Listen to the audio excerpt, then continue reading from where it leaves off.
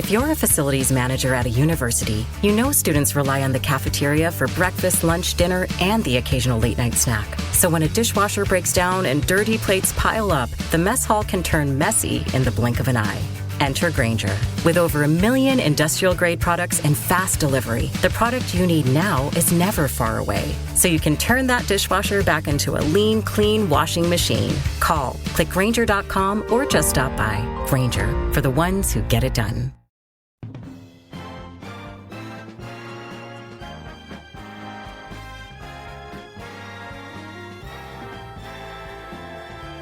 Now, the greatest radio shows of all time. Suspense. The Shadow Node. Washington calling David Harding, counter-spy. Classic radio theater. The Great Gildersleeve. Fibber McGee and Molly. Dragnet. Gunsmoke. The Lone Ranger. Now, step back into a time machine with your host, Wyatt Cox. Good evening, friends of the Inner Sanctum.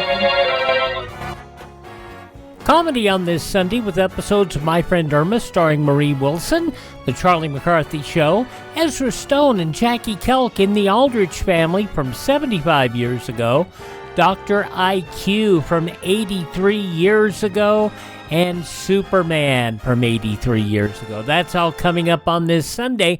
This is the 26th day of January, 339 days remaining till we get to 2026. Happy birthday, Michigan. You were admitted as the 26th state of the Union back in 1837.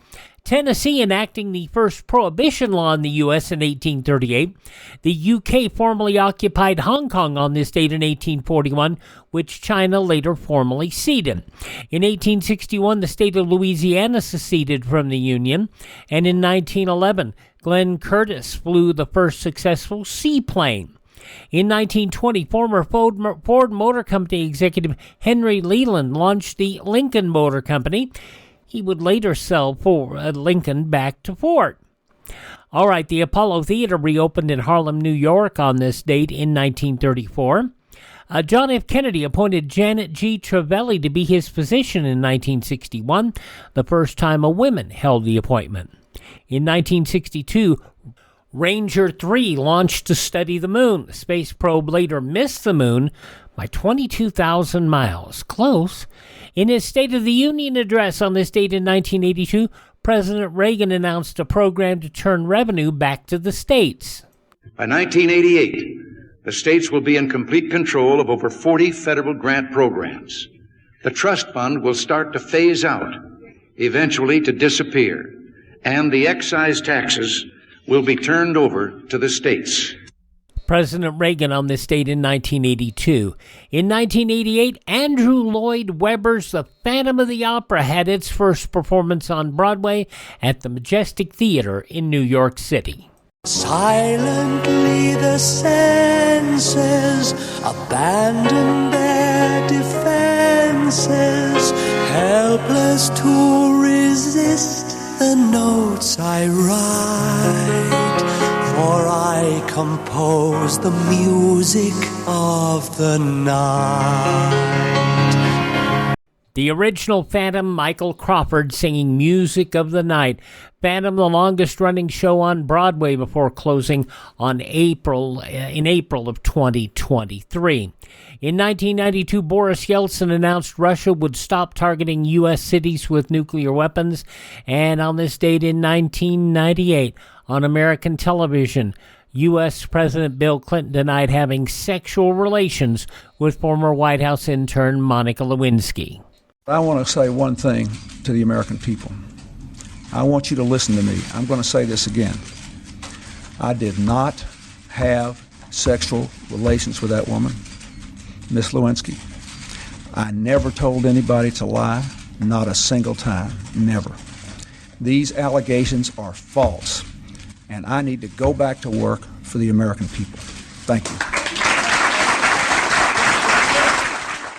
Clinton would later walk that statement back, and it was the prevarication, not the act, that got him in a lot of trouble at the time.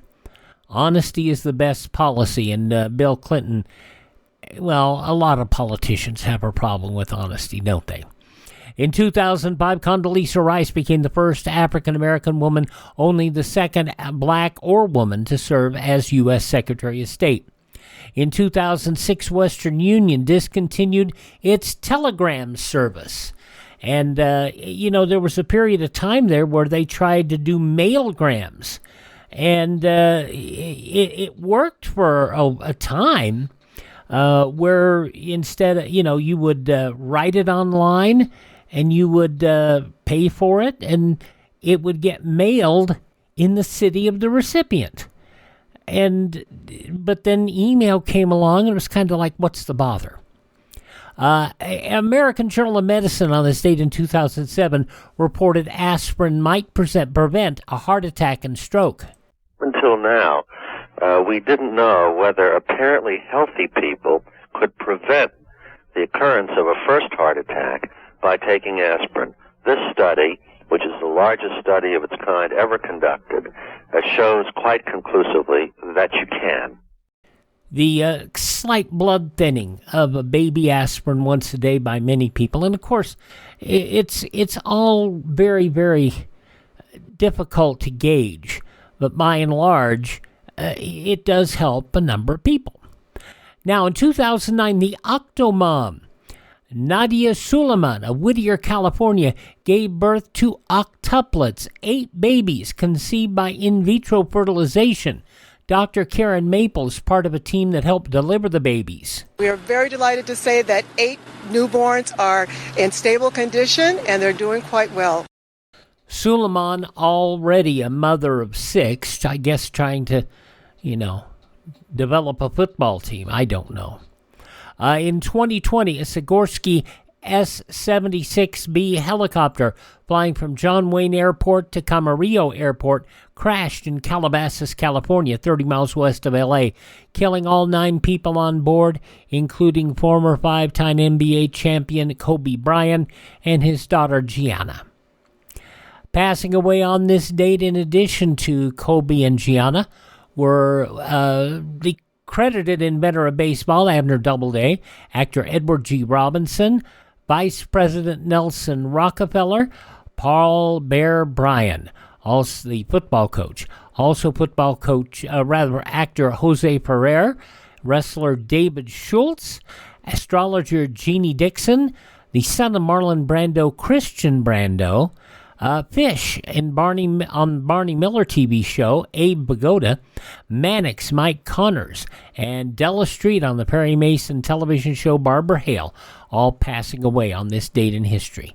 Now, birthdays today include General Douglas MacArthur, gangster Frank Costello, a delightful character actor Charles Lane, actor William Hopper, actress Ann Jeffries, also actor, philanthropist, race car driver, race team owner Paul Newman, wrestling commentator Gordon Solie, also the lady who sang about Mr. Big Stuff, Jean Knight, film critic Gene Siskel of Siskel and Ebert fame, Dutch musician Eddie Van Halen, and pro wrestler Road Warrior Animal, all born on this date in history.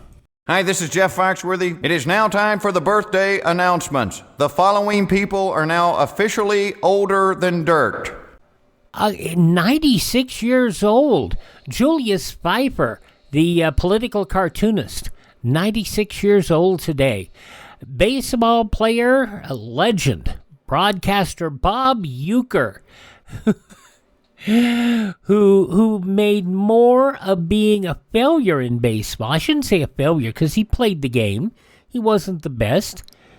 He may have been the worst, but I can tell you this. He made more out of being not a great player than a lot of people did out of being a good player. Bob Uecker, 91 today.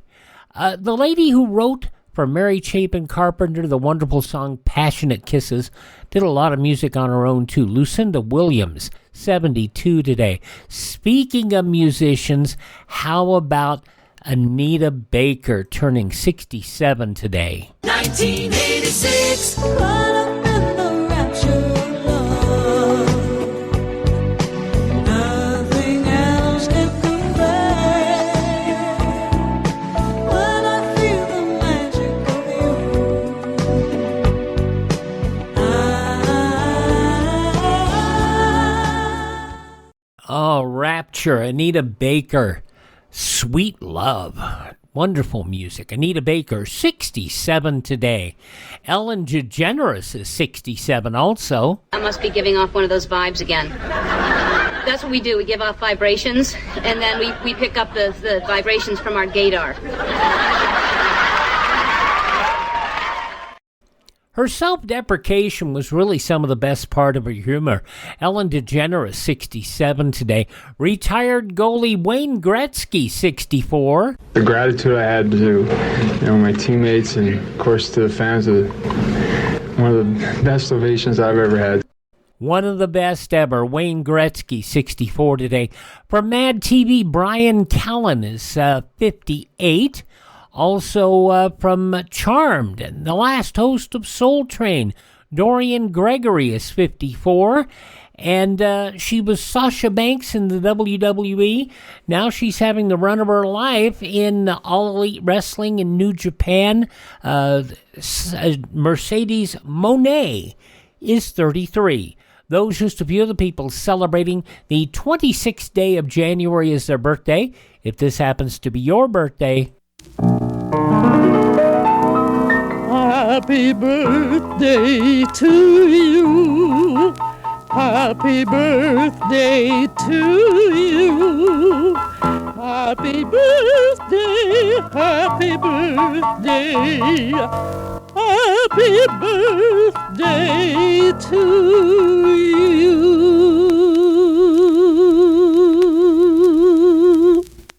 Jimmy in Boston's spidey senses are tingling because it's time for Marie Wilson and My Friend Irma, 77 years ago, January 26th, 1948, here on Classic Radio Theater with Wyatt Cox.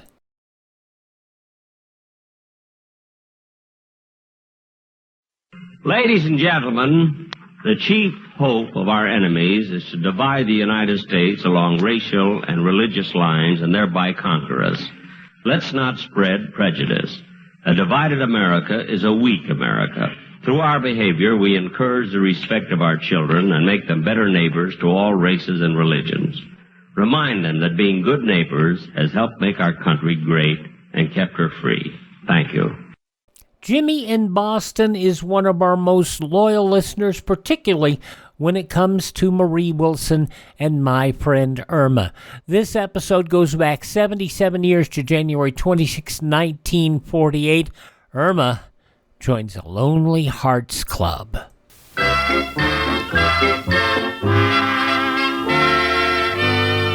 Lieber Brothers Company, makers of Swan, the soap with the exclusive super creamed blend, presents Our Friend Swan with My Friend Irma. Starring Marie Wilson as Irma and Kathy Lewis as Jane. Friendship, friendship, just a perfect friendship. When other friendships have been forgot, theirs will still be hot. My friend Irma.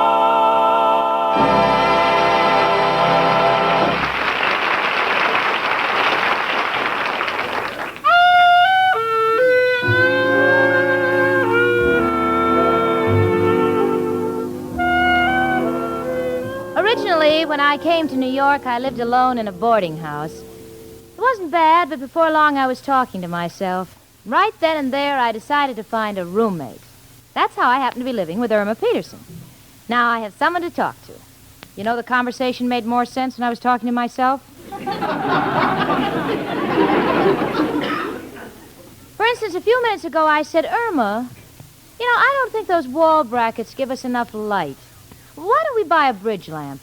And Irma said, a bridge lamp? But Jane, what if we want to play gin rummy?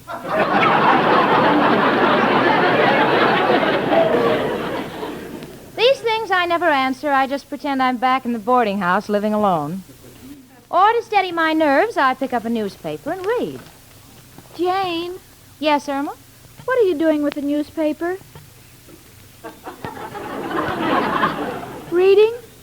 Yes, honey. What are you reading? Oh, it's just an article on psychology as applied to marriage. Well, it must be wonderful. Psychology? No, marriage. What's it say? Well, it's just a series of questions designed to see if a girl and the man of her choice are suited for each other. Well, isn't that unusual? No, why should it be? Well, when Al and I sit on the sofa, he never asks me any questions, and we get along fine. Well, honey, there's more to it than that. This article approaches the problem of compatibility with scientific introspection. Oh, that's nice. What did I say, Irma? Something about an inspection, but I didn't get it. Well, let's just forget the whole thing, huh? No, Jane, please read me some of the questions, because I've been very worried about how Al and I will get along after we're married. Oh, Irma, are you still thinking seriously of marrying that unemployed moocher? Oh, what can I do, Jane? I love him. Ever since I've known him, I've been in a trance. Oh, come now, you haven't known him that long. I mean, well, honey, if you're really worried about how the two of you will get along, why don't you try this test on yourself? Oh, I want to, Jane. Please read it to me. All right, sweetie. Let me see. Does the man you intend to marry keep appointments? Is he punctual? Punctual? Why, Al is in line for his unemployment check even before the office is open. Mark down 1. 1. Yeah, now. Is he the type of man you would ever be ashamed to be seen with? No, because we never go anyplace. No, honey, if you want to take this test, now, you've got to be honest with yourself. Now, what do your friends think of Al? What do I care? I can get new friends. Well, you better give yourself a 0 on that one. Gee, this is just like school. I'm getting zeros again. What's the next question, Jane? Do the two of you like to participate in sports? Well, I like swimming and tennis. Yeah, and what about Al? Jane, is tilting pinball machines a sport? Well, if they catch you, yes, and you may have to sprint up a few alleys. Irma, so far, you see, you and Al have very little in common, psychologically speaking. Well, there must be something that attracted us to each other. Well, I know what attracted Al to you. What? You've got a job. Look, now, Irma, just prove it to yourself. Now, answer the questions they have here, honey. Do you like dancing? Yes. Does your boyfriend? No. Do you like to go to the theater? Yes. Does your boyfriend? Only when he has a pass. Well, according to this psychological test, the two of you just don't click. Maybe you're right, Jane. Lately, I've been having my doubts, too. Yeah. What are you going to do about it? Well, Al will be here any minute, and I'm going to give him one more chance. Either he will change, or this is the end. Well, that's up to you, honey. Come in. Hello, Jane. Hiya, chicken. Hello, Al, honey. Well, I've got to run along, kid. Hey, hold it, Jane. You mean you don't even want to hear about my new deal? Can't wait. You will love this. It's a racing form printed on a large cookie. So after a day at the track, you still got something to eat.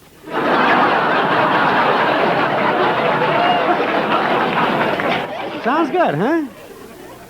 Irma, I can only say if you find you have anything in common with this man, get rid of it. Snooty day. She ain't ever going to amount to anything. Al, I would like to go to the theater tonight. Will you please take me? Chicken, why this sudden request? Al, it's very important for us. You see, you and I are psychological cases. What are you talking about, Chicken? Al, please take me to the theater. Well, Chicken, why can't we just sit here on the sofa and discuss world politics? Al, I insist you take me to the theater. But, honey, I haven't got a pass. They got a big doorman. And to clinch it, they're painting the fire escape. Well, let's pay our way in. Pay? Chicken, you are tampering with my principles. There's no use, Al. We have nothing in common. We might as well face it. You and I need a scientific inspection. What? We're not combustible. Don't you mean compatible? What's the difference what I mean? We're just not meant for each other. Chicken, you mean that? Yes, Al. Let us just consider this experience an interlude, a motel on the highway of life.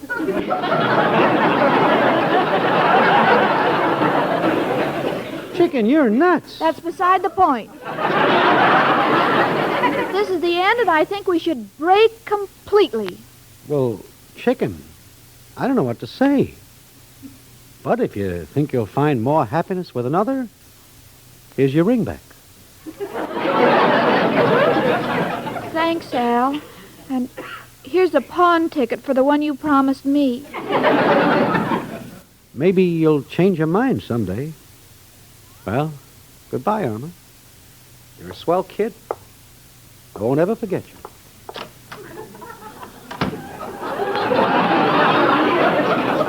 Oh, he's gone.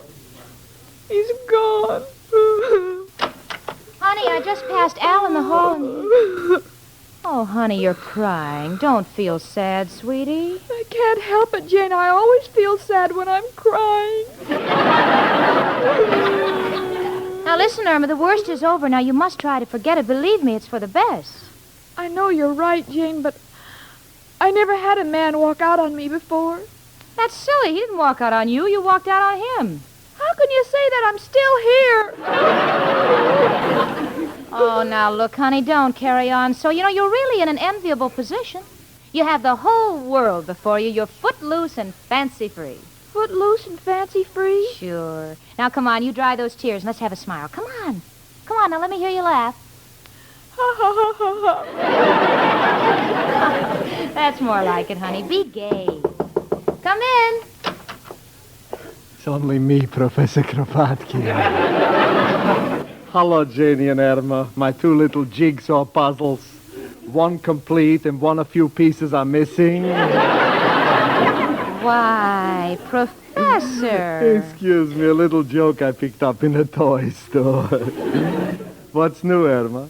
ha, ha, ha, ha. What's this? Professor, I'm footloose and fancy, and it's free. Irma! Oh, Professor, Al and Irma have parted, and she's trying to be gay. Oh, so it finally happened. I knew it would someday. Don't feel too badly, Irma. Oh, I remember when I broke up with that nagging wife of mine. She went out and found somebody else. Did the new fellow make her happy? No, he made me happy. He beat her up every day. Why, Professor. It's only a little kidding to cheer Irma up. Irma, my little bit of honey, you've got to learn to face the unpleasant things of life, too. Take that room I live in upstairs. It's full of bats and mice and rats. And the rain comes through the roof. But do I take a gloomy view? No. Where else can a man go hunting and swimming without getting out of bed? But I'm afraid I'll miss Al. Now look, Irma, before I go, I want you to remember an old saying. A stitch in time will save 9. Well, how does that apply to me? It don't. This is a slogan for tailors. But there's a very old saying I like. It takes a heap of living to make a home. Well? Well, I think I'll go up to my home and clean out that heap so I can live in it. Goodbye. Oh, Jane, I made a mistake.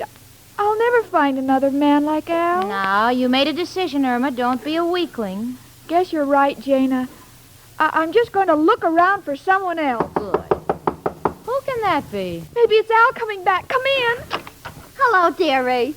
Oh, Amber Lipscott, what a surprise. You remember my roommate, Jane. Yeah. You mind if I take my shoes off, Irma? My feet are killing me. If you don't mind, I think I'll leave. What's the matter, dearie? Ain't you never seen feet before? Yeah, but not in such quantities. I'll see you later, honey. Gee, ain't it wonderful the way we hate each other? But that's not important. You know why I rushed over, dearie? Look. Oh, Amber, an engagement ring. 14-karat gold. Oh, Amber, what a beautiful setting. Yeah. Next year I get the stone. Amber, I wish you all the happiness in the world. Why are you crying, dearie? Well, you're engaged, and Al and I just broke up. So what?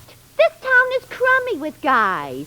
Look, Irma, if you want a fella, do like I did. right to the Lonely Hearts Club. Lonely Hearts Club? Sure, they got stuff lying all over the place. And it's perfectly confidential. They give you a number. And if you're lucky like me, they don't ask for a picture. Oh, you mean I could get a number if I wrote to them? That's right, dearie. Nobody uses a name. Look, say you're number 12. Then the fella might be number 34. And all mail goes right to a box, so we don't even know where you live, and vice versa. Gee, do you think I ought to try? Dearie, don't waste no time. Inflation is coming. You don't know what you'll get. Just do like I say, huh? All right, Amber, I'll do anything to meet some new fellow. Oh, you can't miss, dearie. And wouldn't it be wonderful if my husband and I ran into Al someday and I could say, Al, congratulate me, I'm Mrs. 94.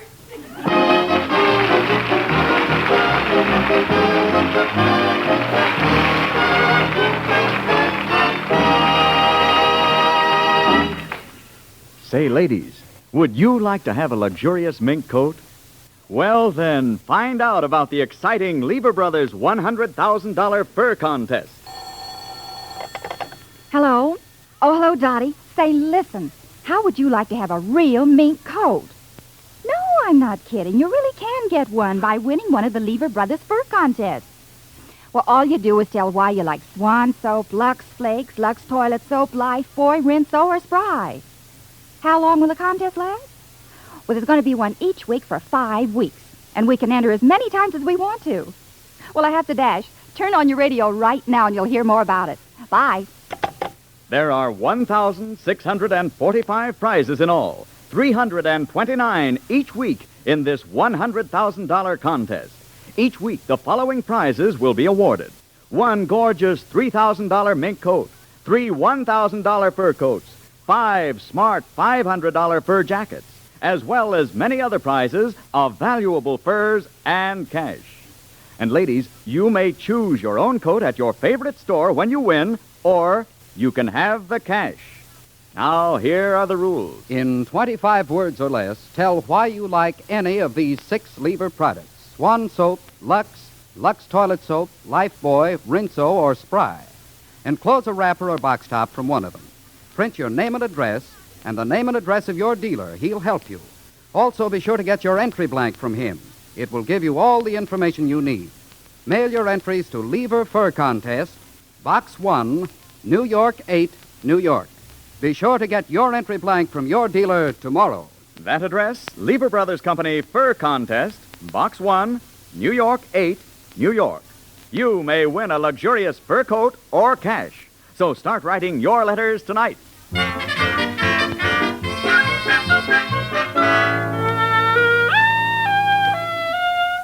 Well, Irma has enrolled in the Lonely Hearts Club. I don't know why she did it, but I suppose if it was good enough for Amber Lipscott, it's good enough for Irma. So already she has a number, 75. Irma's kind of worried about her number. She's afraid if she signs her letter 75, she won't get a man under 80. So I explained that the number has no personal significance, and right now Irma's writing her first letter to the club. It'll be forwarded to some unknown man. Dear, to whom it may concern, I am a lonely girl. My heart is broken. I have blonde hair and blue eyes and nice legs, and would like to meet a man in the same condition. No, sweetie. No. What's wrong? Well, you put all your eggs in that basket, but they're scrambled. You better let me help you, sweetie. All right, Jane. Good. Dear sir, I am 22 years old, blonde, considered attractive, and I'm quite lonely. I should like very much to make the acquaintance of a gentleman who is also lonely. Now, sign it. With best wishes and all my love, 75. P.S. This has nothing to do with my age. No, sweetie, just sign it sincerely, number 75, huh? All right, Jane.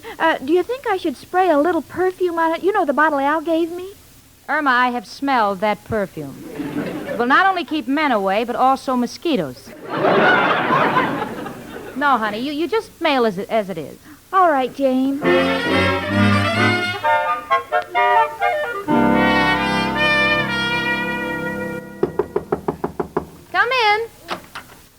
Hello, girls. Oh, hello, Mrs. O'Reilly. This letter just came for you, Irma. I didn't mean to peek, but it says Lonely Hearts Club on the envelope. Oh, it's here. But, Irma, I don't understand. What about you and Al? They broke up. Oh, well, Irma, darling, don't feel too badly. Yeah. Go on, honey. Go on. Read the letter from the Lonely Hearts Club. I'm just dying of curiosity. Go on. All right. My dear Miss 75, in answer to your letter, I too am lonely. What can we do about it? Signed 33322. Oh, Jane, that's a wonderful number. What do you mean wonderful? Oh, we'll have a big family. I don't follow you, sweetie. Well, in poker, 3 threes and a pair of twos is a full house. I know, Irma, but don't go jumping to conclusions. You don't even know this man. Oh, Miss O'Reilly, I'm so excited. Imagine getting an answer so quickly. It's only me again. Hello, girls. Why do you all look so happy? Irma has a new boyfriend. Wonderful, Irma. What's his name? 33322. Irma, a convict. Listen to me. Go back to Al. At least he wasn't caught yet. No, Professor. Irma's been corresponding through the Lonely Hearts Club, and everyone has a number. Oh. Congratulations, Irma. And take the advice of an old man. Find out what the man is like right away before you get involved. Oh, I'm going to. But first of all, I'm going to find out one thing. If he has a job. You know what I just went through with my ex? Your ex? Yes. I want to even forget his name. Of course, my ex was very sweet to me. And my ex made me happy. And I loved my ex. I dreamed of that day I would marry my ex. Irma, you're slipping. Now remember. Oh, yes, I must be gay. Ha, ha, ha, ha. Now, honey, there's no time to waste. Come on, let's answer the letter. All right. Come on, Mrs. O'Reilly. They want to be alone. Let's you and I run around the block. Oh, that's silly. Who's going to run around the block? You are. You'll ask me for the rent, and when I give you my answer, I guarantee you'll chase me around the block. So let's start now. Goodbye, and good luck, Irma. All right, honey, let's get started with your letter.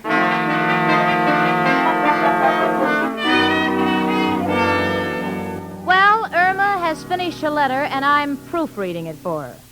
It says, Dear 33322, do you mind if I call you Dear 32? I feel I know you well enough to call you by your initials. I was thrilled to get your letter, and I hope you turn out the way I picture you. Of course, your writing is very small. Are you short? I hope not, because I'm considered the right height for 5'4". I wouldn't want anyone shorter than 5'4.5", because I want someone I can look up to. What else is new? Have you got a job? I have, and hoping to hear the same from you, I remain affectionately 75.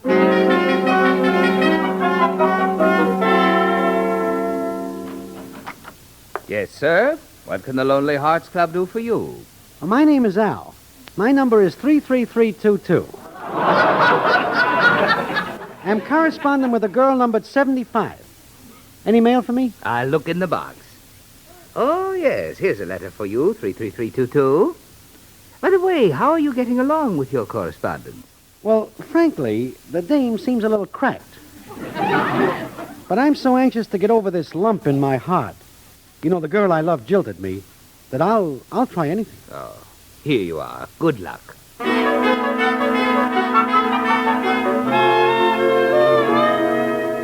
Well, for the past 3 days, I've been hearing nothing but 33322 and 75 until it's just coming out of my ears. You know, if those two ever get together, I think they'll have to be married by a bookkeeper. But, of course, since the letter that Irma's expecting today should contain valuable information about her new phantom boyfriend, I was just as excited as she was when she said, Jane, the letter, it came. Oh, isn't that wonderful? Come on, honey, read it. No, you read it to me. I'm too excited. All right, I will. Dear 75, thank you for your letter. I was hoping the girl I was corresponding with was a Vassar graduate. but it seems quite impossible since I noticed you spelled considered with a K. However, none of us is perfect. He spells perfect, P-E-R-F-E-K. Oh, go on, Jane. All right. You ask me, have I got a job? Well, 75, as number to number, let me inform you that I have worked hard and steadily all my life as head of a big steel corporation, and now I'm prepared to retire. How are you fixed financially? I am perfectly healthy, tall, and so handsome it's disgusting. Yours devotedly, 33322. Oh, what do you think, Jane? I don't know, sweetie. This is either a genius or a crackpot. But anyone should be an improvement over Al. I beg your pardon, your ex. Shall I answer him? You know, I think it's about time you met him. All right, Jane, I'll write him to come up here. No, honey, not for two reasons. First, if you don't like him, after you've met him, we don't want him hanging around here. And secondly, we want to make a good impression on him. Well, how do I go about that? Yeah. Well, Richard and I are having dinner at the Papillon Club tomorrow night. He can be our guest. But how will he recognize me? Well, write that you'll wear a green hat. But what if someone else is wearing a green hat? He's liable to marry the wrong girl. Yeah. Well, tell him that you'll leave your number with the head waiter, and Henri will bring it to our table. All right, Jane, I'll sit down and write him a letter right away. Yeah, honey. And listen, in your letter, try to make yourself attractive. Show an interest in what he's doing. Well, if he's in the steel business, what can I say? I don't know. Say that you realize that steel is the backbone of this country and that you're fascinated by blast furnaces and trust he finds you interesting. I got it. Now, what are you going to write? It must be interesting to steel blast furnaces. And I trust you will like me because I have one of the nicest backbones in the country.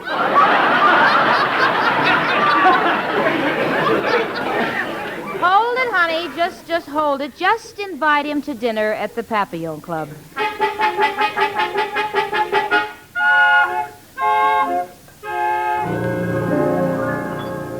Well, we're at the Papillon Club, Richard, myself, and number 75. We're waiting for 33322. I must say, 75 looks adorable. She's wearing a green hat. She's taking no chances. On it is a 75. She took a label from a can of Heinz beans that said 57 and reversed the numbers. And since this dinner is costing Richard a pretty penny, I, too, am very curious to see what Irma's landed. Honey, Irma, smile. Come on, look happy. I'm sorry, Jane. I was just thinking. About Al? Now, Irma, what did you promise? Ha, ha, ha, ha, ha, ha. It's better. Irma, you say this Mr. 33322 is in the steel business? Yes. Well, then I must know him. Oh, I'm sure you do. Well, it's going to be wonderful to have dinner with an old friend. Oh, sure. Every time we've been out together, I'd look across the table, and who would I see? Ow! Chicken, you're wearing a green hat. And you're wearing a carnation. 75. Al, you're not 33322. Well, I sure am. What a roundabout way to get a free meal. Oh, Al, I'm so glad to see you. Me too, Chicken. Now, just a minute, Al. You have your nerve working steady. A steel magnet. I don't even know what I wrote. I didn't even know it was Irma. All I know is I was going crazy for missing her. Lots of guys turned to drink. I turned to the Lonely Hearts Club. Oh, Al, it's all my fault in that psychological test. What's the difference, Chicken? Just wanted you to know I love you, and I always will. Now, Jane, if you want me to go, I'll go. Sit down, Al. Sit down and order. No, thanks. I'm not hungry. No wonder you ate half my platter while you were talking.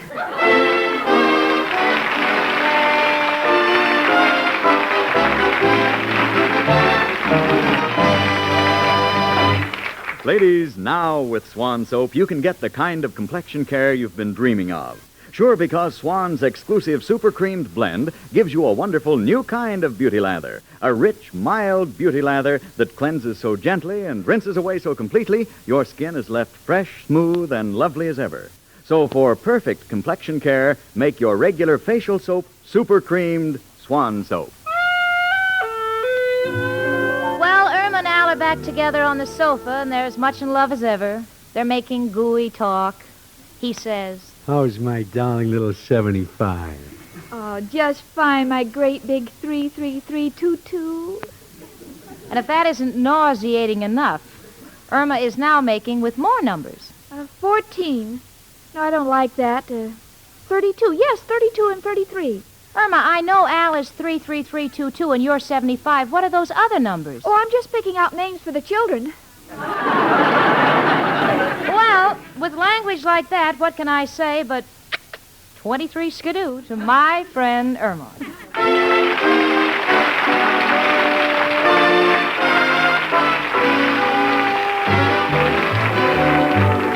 My Friend Irma, presented by Swan, another fine product of Lever Brothers Company, was produced and directed by Cy Howard. Tonight's script was written by Cy Howard and Park Levy. Frank Bingman speaking.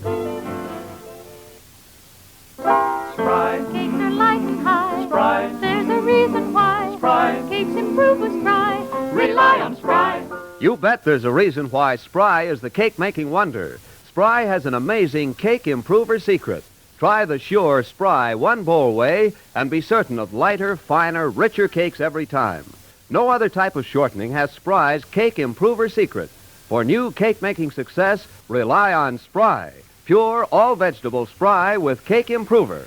Rely on Spry. S-P-R-Y. Rely on Spry. S-P-R-Y. Tune in next week, 1 hour earlier, and listen to the Lux Radio Theater, immediately followed by My Friend Irma. This is CBS, the Columbia Broadcasting System.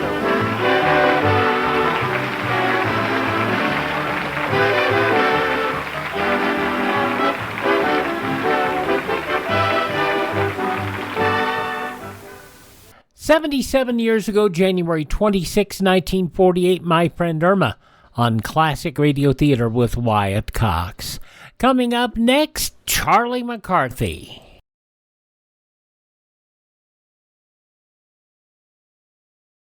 You can help children, old folks, the sick, and the aged. You can help destroy juvenile delinquency. You can make your town a healthier place in which to live. You can do all this with just one gift, a contribution to your community chest. 4 out of 10 families in community chest areas benefit directly from the services you help to support. The other families benefit indirectly by better community living conditions. So make your town a better place to live. Give generously to your community chest. Classic Radio Theater continues now with the Charlie McCarthy Show, going back 78 years to January 26th, 1947. Special guest, Roy Rogers. The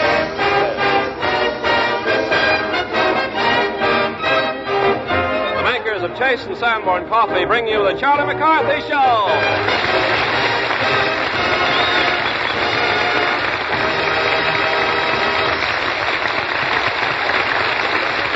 This is Ken Carpenter, ladies and gentlemen, greeting you on behalf of Edgar Bergen, Charlie McCarthy, Ray Noble and his orchestra, Lita Gordon, Mortimer Snerd, Pat Patrick, and our special guests for this evening, Roy Rogers and the Sons of the Pioneers. And here's Edgar Bergen and Charlie McCarthy.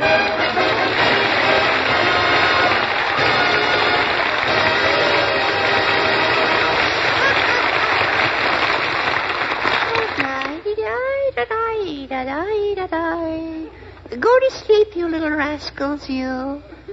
Talking to yourself? What's gotten into you, Charlie? Well, if you must know, Bergen, I got worms. Oh. Silkworms, that is. Oh, silkworms? Yeah. Oh, I see. Well, where? Well, right here in my pocket. Yeah, silkworm. Uh-huh. You know what? No. I'm going to raise silk. Well, so that's it. Yeah. And these little silkworms are the charter members of McCarthy's Wormatorium. I see. Well, now, that's very interesting. I think so, too. And instructive. Yes, sir. Now, what do you expect to make out of this silk? I'm going to be a silk stocking king. Oh, I see. Monarch of all I survey. Now, brother, that's pretty nice surveying. All right. Hubba, hubba, hubba. All right. Manufacturing silk hose is not as easy as you think. Why? Well, you have no idea what goes in a pair of lady stockings. Oh, come now. I wasn't bored yesterday. But silkworms, they work very slowly. Yeah? How do you expect to get any production? Oh, I got that worked out. I'm going to cross them with glowworms so they can work at night. All right. And another thing, what about feeding them? What are you going to feed them? Oh, just leftovers from the table. Oh, no. I'm almost certain they live exclusively on mulberry leaves. Oh, no. Yes. I'll ask Ray Noble. Ray. Coming here. Ray. What's up, old boy? What do silkworms live on? Well, it really doesn't make much difference, old boy. I've never seen a worm yet that couldn't make both ends meet. Yeah.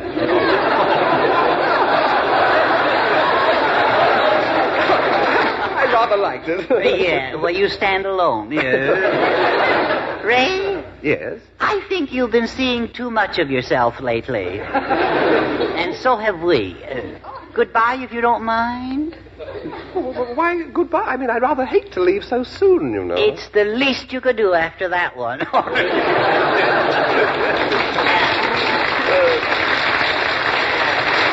Oh, let us not encourage him. Charlie, tell me, do you have many silkworms? No, I just bought a pair of them. Oswald and Chloe. Oh, I see. You have named them already. Oh, sure. Uh-huh. How do you know which is Oswald and which is Chloe? Oh, it's simple. You know, they always say a worm turns, you see. Yes, I see. And the one that doesn't signal before it turns, that's naturally the lady. Well, you won't get much silk from just 2 silkworms, or I should say 2 caterpillars. That's what they really are. Yeah, I know, but before long, I expect my caterpillars to have, a lot of little kitten pillars. Oh, I see. Well, it's easy to see that you know nothing about the life cycle of a silkworm. No, sir. No. I think, Charlie, it's time that I explained it to you. Yes, sir. But don't forget, sir, that I am still a sensitive, impressionable youth, sir. Yes. Yeah. What's the lowdown? No. Well, to begin with, it's well, it's like this. Well, get a grip on yourself there again. You're blushing clear up to your widow's peak. All right. First, the silkworm, or caterpillar, gorges itself on mulberry leaves, and then it starts spinning. Ha-ha. A snootful. No. No, it spins a cocoon around itself, and then after being locked inside for 3 weeks, do you know what it does? Yeah, it yells, "Open the door, Richard." No, a strange phenomena takes place. It's called metamortimer. No. I mean, metamorphosis. Yeah, well, watch it, bud. Yes, I will. Well, that settles it.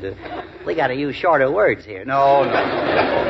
Either that or get a smarter straight man. All right.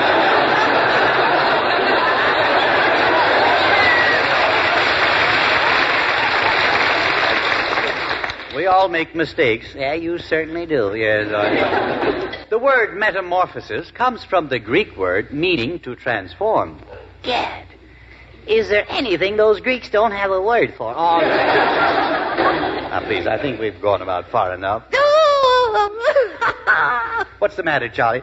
Oh, Oscar and Chloe just tickled me. All right. I forgot I had a hole in my pocket. Oh, I see. Well, let me see those silkworms of yours. Okay, bring them out. Okay. Here they are, Durgan. There they are. Why, Charlie, these aren't silkworms at all. They're not? No. They're just ordinary earthworms. Why, you got gypped. I did? You certainly did. Now, what have you got to say? Let's go fishing. Yeah, all right.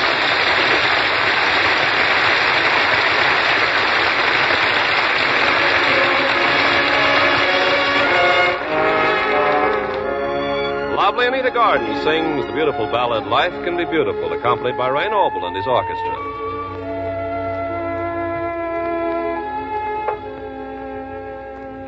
Life can be beautiful. How do I know? Somebody wonderful just told me so. Life can be summertime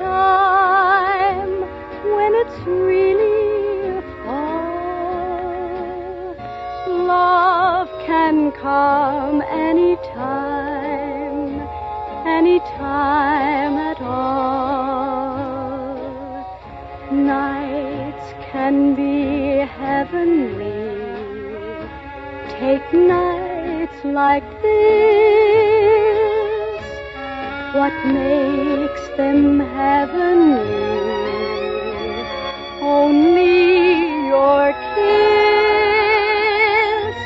Through all these many years, guess I always knew that life could be beautiful with you.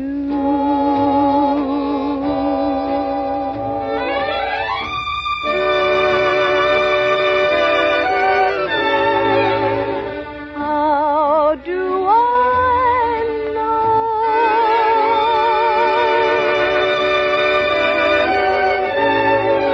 Somebody told me so. Through all these many years, guess I always knew that life could be beautiful with you.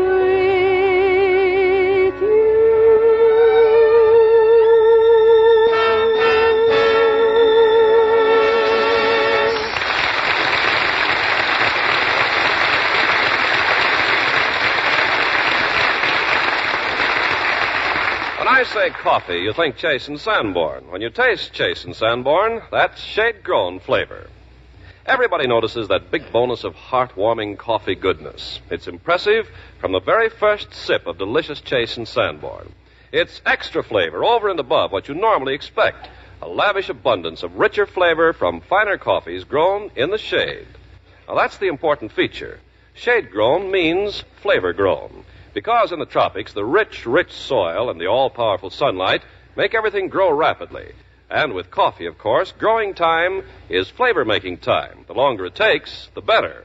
That's why these finer coffees are planted under taller, leafy shade trees.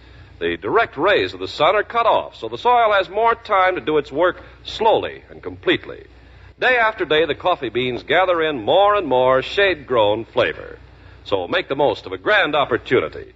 Ask for Chase and Sanborn, the coffee with shade-grown flavor.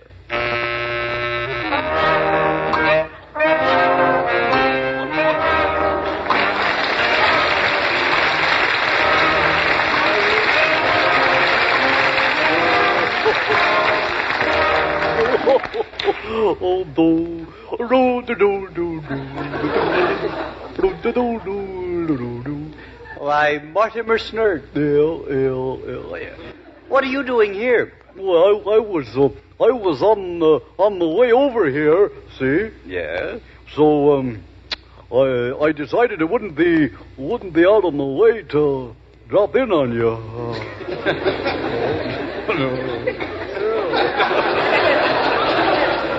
Say, why didn't I see you at my 10th anniversary party last Sunday night? Well, maybe it was because I wasn't there. Well, I know. But why weren't you there? Well, because it was too far to walk, that's why. Too far to walk? Why, you could have taken that red bus. Yeah. Well, it goes right there. It does? Sure. The red bus? Well, of course. Oh, well, if I'd have known I could have rode, I would have went. Oh, no.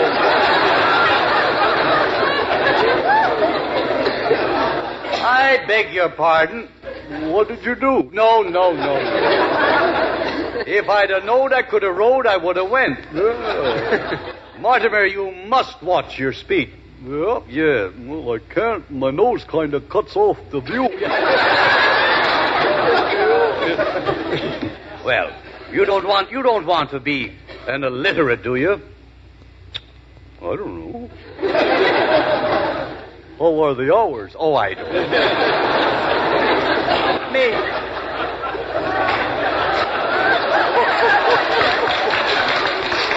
Maybe I can help you with your grammar. Yeah. Now let's take that sentence and pull it apart. All right, yeah. You hold it down and I'll pull its legs off. No. Now, I is a pronoun. You will? And take the verb. I ride, I rode, I have ridden.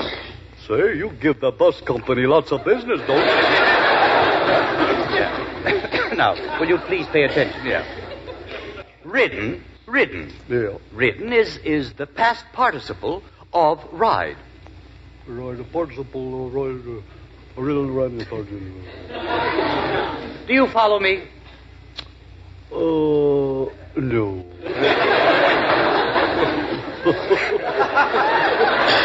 I guess I missed the bus again, huh? Oh, you poor boy. You poor boy. Yeah. Sometimes I fear your mental processes become temporarily benumbed, putting you in the unenviable classification of a borderline imbecility.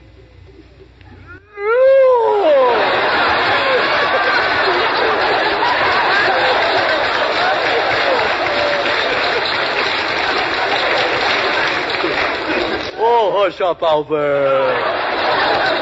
Look at all them wise guys sitting out there. Mouths open. Yes, I know. Now let's get back to where we were. Yeah. Where was I? You were standing right there. Yeah, Let's talk about your grammar and dangling participles. Yeah. I thought something was dragging. Yeah. Reckon it's my garter. No. Mortimer, how can you be so stupid when the road to knowledge and success is made so easy to travel? Well, I didn't know that. You didn't know that. If I'd have known I could have rode, I would have went. Oh, all right.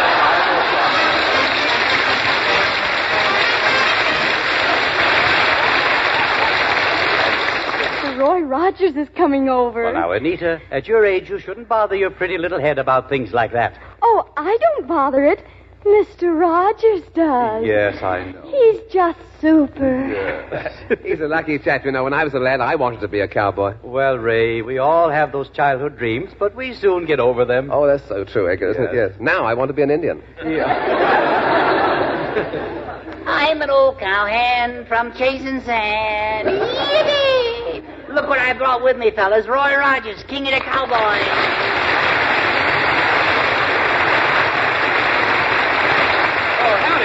How are you? Well, hello, Roy. And tell me, what have you been doing? Oh, still riding herd for Republic. Oh, those Republicans are going into everything now, aren't they? I say, you know, I always wanted to be a cowboy and ride one of those bucking quadrupeds. The only thing is, I look so ridiculous. Oh, you're so right.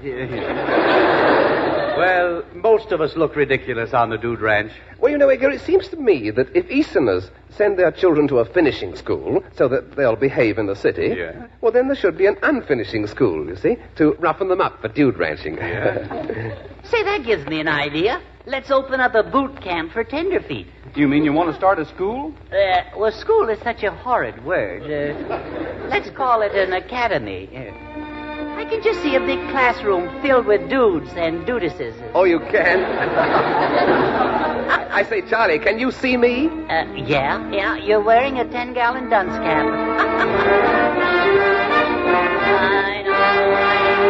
I-O, get along, little doggies. You know that Wyoming will be your new home.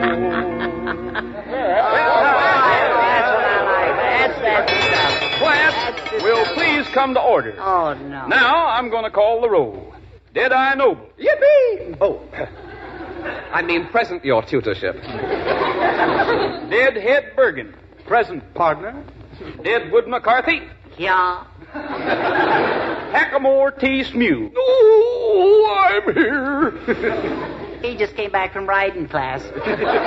Well, give him a bottle of liniment for his homework. Miss Prairie Chick Gordon, ma'am. Valto Rooney and present. Oh, Miss Prairie Chick, may I carry your saddle home tonight? Why, sure. Your first subject today will be how to sing Western songs. Good. It gives me great pleasure to introduce your instructor, Professor Ursel Twing. Friends. Friends, flattery will get you nothing. Friends, I am the music teacher, and this class will be devoted to cowboy songs and their proper rendition. What?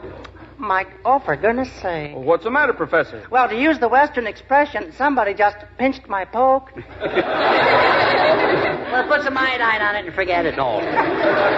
So you're the music teacher? Yes, I'm the music teacher. And I'll have you know that I'm a rooty-tooty tutor, too. And now, friends, we will sing Home on the Range with all the burners open. And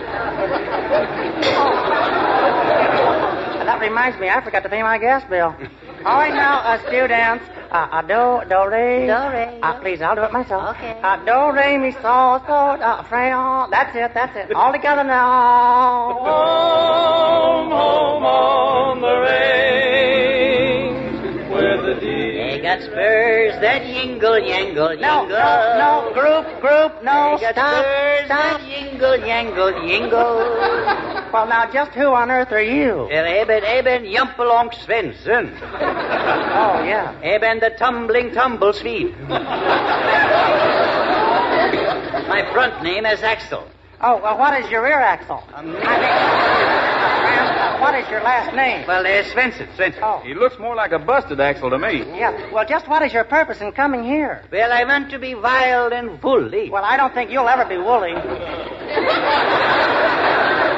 Is that so? Well, you look kind of puny to me, too. Keep it up. Go on, yes. And you don't look very Western either. Oh, I don't. Is that so? Well, I'll have you know that my parents brought me out west in a covered wagon, so there. Yeah, well, I don't blame them for being ashamed to let anybody see you. Oh, that's very smart. That was a snappy comebacker. Ha. Yes. There's been a little undercurrent of remarks to which I do not subscribe, and you've just been teasing and tormenting me, too. Oh, I don't think. I haven't been so provoked since my mother-in-law cut off my allowance. Yeah, that must have was painful. Oh, yes. I just had enough of this, and I'm just as mad as all get out, and I think I will get out, so goodbye.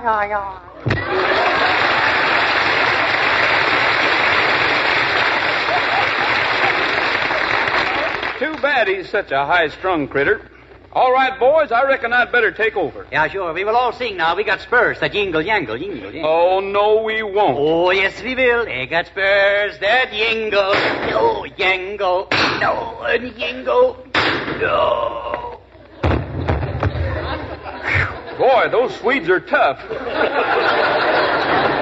All right, boys, start us off.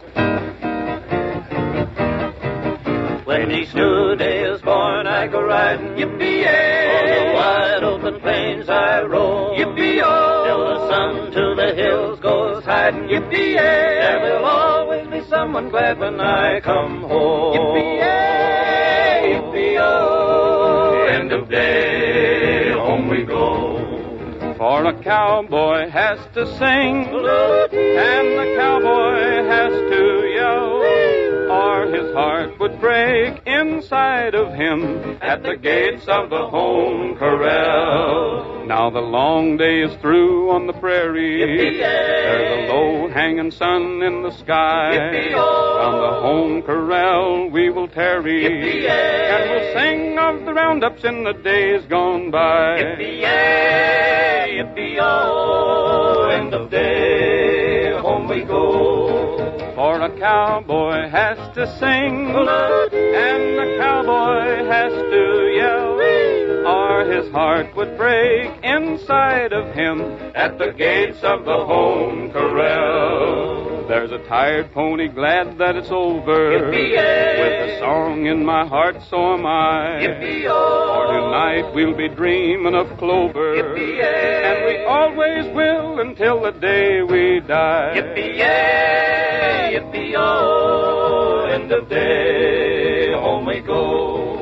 For a cowboy has to sing, and the cowboy has to yell, or his heart would break inside of him at the gates of the home corral. Yippee-yay! Yippee-oh! End of day, home we go. Home we go.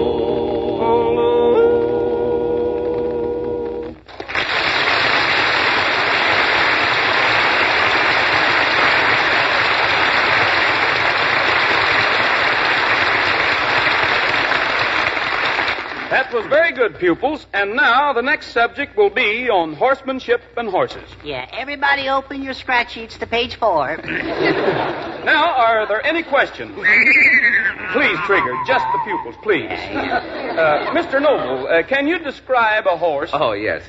A horse is a large, solid-hoofed, herbivorous mammal domesticated by humans since the prehistoric ages. That's very good. That's very good, I think. Say, Charlie, what nationality is this guy anyway? Oh, I don't think so. He just reads a lot. Charlie, have you ever ridden a horse? Well, I rode a runaway horse one time for 3 miles. Remarkable horsemanship. How did you manage to stay on him? Well, my pants got caught in the saddle. I see. I was once thrown from a horse, you know. On the prairie? No, actually on the merry-go-round. No nickel, you see. Yeah. Mr. Noble, how many legs does a horse have? Yeah, and no fair looking in the back of the book, either. Well, a horse has 4 legs, and there's one in each corner. Correct. That's right. Now, for your lesson in riding, I'd like to have Trigger come up and help me. Whoa, boy. Whoa, Trigger. What we need around here is a hitching post. Yeah, well, don't look at me. Now, class, this is a standard type horse with the head on the front. Yes, sir. This is a saddle, and this is a saddle horn. A saddle horn? Yes, to be used only in passing other horses. I see.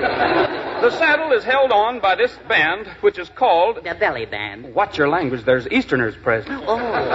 Yes, but look here. On which side of the horse do you put the gangplank? You mount the horse from the left side, understand? Righto. Left. It's very important to know your horse thoroughly.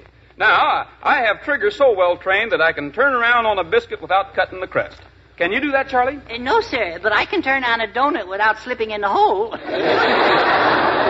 Well, I will now mount the horse. Oh, goody. Steady, Trigger. Steady now. I am now on the horse. Say, what happened to Trigger's head? Teacher, you're facing the wrong way. So I am. Well, I will now show you how to dismount. Doggone it, who moved that ladder? Professor, do you have time to teach us how to rope a calf? Oh, yes, and I've always wanted to know how to throw a lorgnette, too. No. Well, we might take a few minutes out to learn the art of roping and branding calves. Yeah. Noble, you can be the cow, huh? Oh, me a cow? Yeah. Oh, my dear boy, that's utter nonsense. Yeah. Well, go ahead and play the part. Go ahead. Oh, very well, very well. Moo, moo, and all that sort of bovine rot, you know. I reckon we ought to fatten this critter up a bit. We ain't got time. Start swinging your lasso. All right, I swing my rope like this. Yeah? There, I got it. Ouch. Oh, no. Now I tie all 4 feet together like this. Yeah. Stop, you're wrinkling my suit. Oh, that's all right. Let's see now, what kind of a brand shall we put on? Well, Chase and Sanborn, that's standard brand. All right.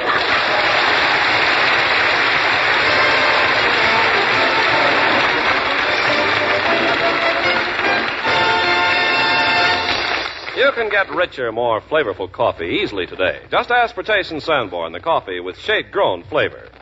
That's the easy way, the safe way to greater coffee pleasure. And so many people take advantage of that all records are broken. More people prefer Chase and Sanborn coffee today than ever before. Everybody wants the extra richness, the added satisfaction that comes from higher quality coffees, slow-grown in tropical shade. Yes, the good word has swept the country. Shade-grown flavor is on everybody's tongue, and that's just the place for it. Naturally, there's more flavor there to enjoy, so more people enjoy it. These finer coffees store up shade-grown flavor slowly day after day. They ripen fully, mature completely, shielded from the sun. Put this bonus of flavor in your cup. Don't eat another meal without it. Don't wait until mealtime to enjoy it. Remember, by the cup, you call it coffee. By the pound, it's Chase and Sanborn. Ask for Chase and Sanborn, the coffee with shade-grown flavor.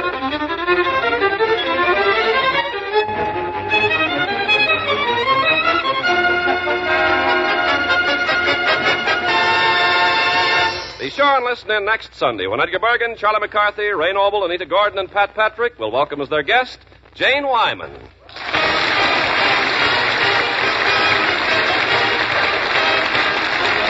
This week, when you're buying coffee, think of us and ask for Chase and Sanborn, the coffee with shade-grown flavor. Roy Rogers and the Sons of the Pioneers can soon be seen in their first color picture, Republic's Apache Rose. They can also be heard on your radio program, Alka-Seltzer's Saturday Night Roundup, over these same stations. This is Ken Carpenter speaking to you from the Pasadena Playhouse, Pasadena, California.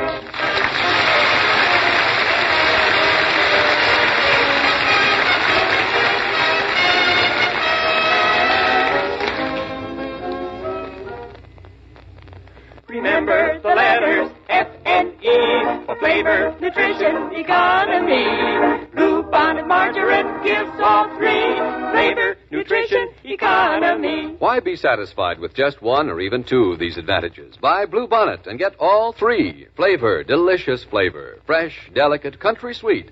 Blue Bonnet is made of pure, wholesome products of fine American farms. Nutrition, proved nutrition. Blue Bonnet margarine is rich in food energy, rich in vitamin A. Economy, Blue Bonnet saves you real money, and it's a real treat.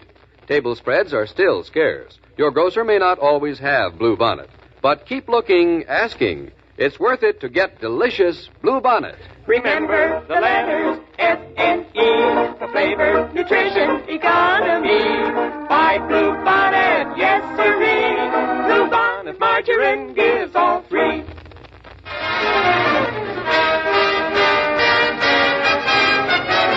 This is NBC, the National Broadcasting Company. From 78 years ago, January 26, 1947, Charlie McCarthy here on Classic Radio Theater with Wyatt Cox. More laughs tomorrow with the Jack Benny program. Lucille Ball in My Favorite Husband as Liz tries to write a song. Also, an episode of Fibber McGee and Molly from 89 years ago. Abbott and Costello from 76 years ago. And we wrap it all up with an episode of Claudia. That'll be coming up tomorrow on Classic Radio Theater with Wyatt Cox. Coming up next, Ezra Stone, Jackie Kelk, the Aldrich family.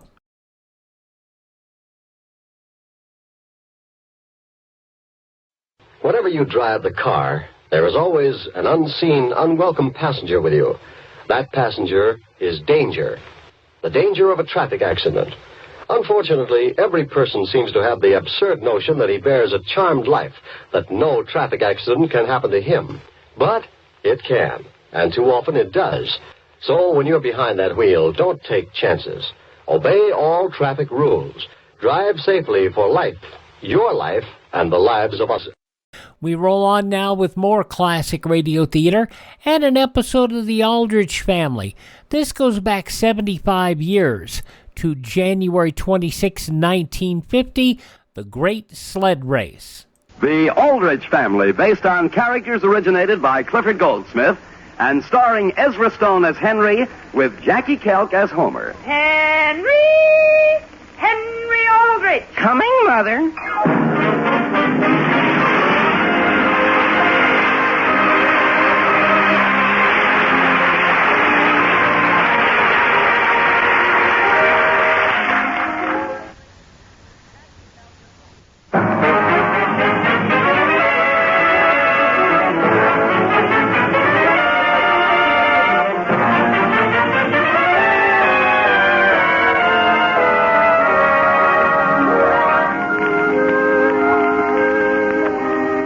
statisticians tell us that the average American family consists of 4.2 persons. Well, that's the Aldrich family. Mr. and Mrs. Aldrich, Mary and Henry add up to 4.2 because Henry Aldrich is a real American boy plus a little something extra. Our scene opens in the Aldrich living room. It is evening. But, Mary, why won't you listen to reason? Henry, I've told you I'm not even interested. But why, Mary? Why? Is it because of something I've done to you? Henry, I'm not going to argue with you, that's all. All right, Mary, all right. I won't say another word. Father, Yes?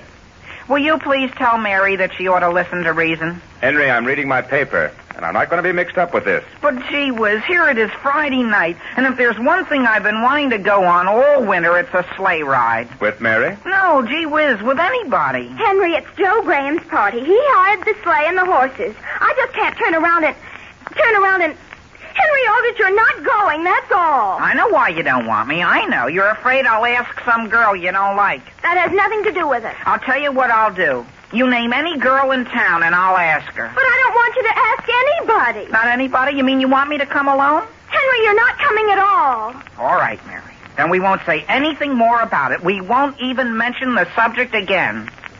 Only I think you ought to know that one of the reasons I was offering to was just so Joe wouldn't have to pay all the expenses. But Joe isn't going to have to pay all the expenses. Who else is going? Butch Welch and some girl he's taking. But there'd still be room for me, Mary. Father, you've got to tell Henry he can't go. Henry. But, Father, there's a foot of snow out, and it's a swell night, and there's even a full moon, and Mary wants to keep it all to herself. I don't care what you do with the moon. But, Mary, if you'd only let me go, I'd even be willing to bring my ukulele along. Father!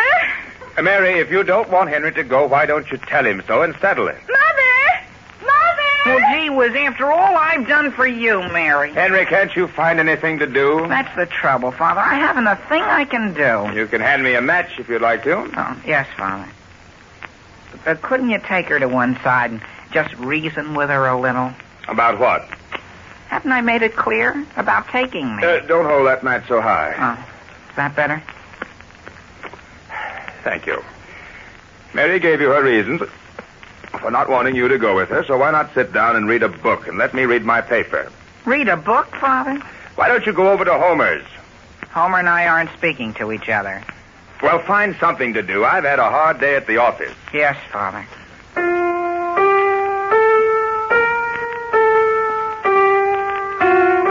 Henry. Yes, Father. Is even that disturbing you? Do you know what I've decided? The whole thing is just a foolish whim of hers, and I don't think you ought to give in to her. Your father shouldn't give in to what, dear? To Mary's whim, Mother. Mary and Joe are going on a swell sleigh ride, and Father won't make her take me. Oh, I certainly don't see why he should. But, Mother, you haven't been here during the details. Sam, where is Mary? I thought she went out to speak to you. Well, she didn't. Oh, Henry, will you please go upstairs and see whether I left my knitting bag up there? Yes, Mother. And then when I come back, may I please say just a couple of words about this whole thing? Sam? Yes, Alice? Mary hasn't gone upstairs crying, has she? Crying? Why should she go up crying? Well, dear, why didn't you put your foot down and settle it for them? Because, Alice, I didn't want to get mixed up in it. Well, naturally, Mary doesn't want her brother tagging along on a sleigh ride, especially when she's going with Joe Graham. Mother!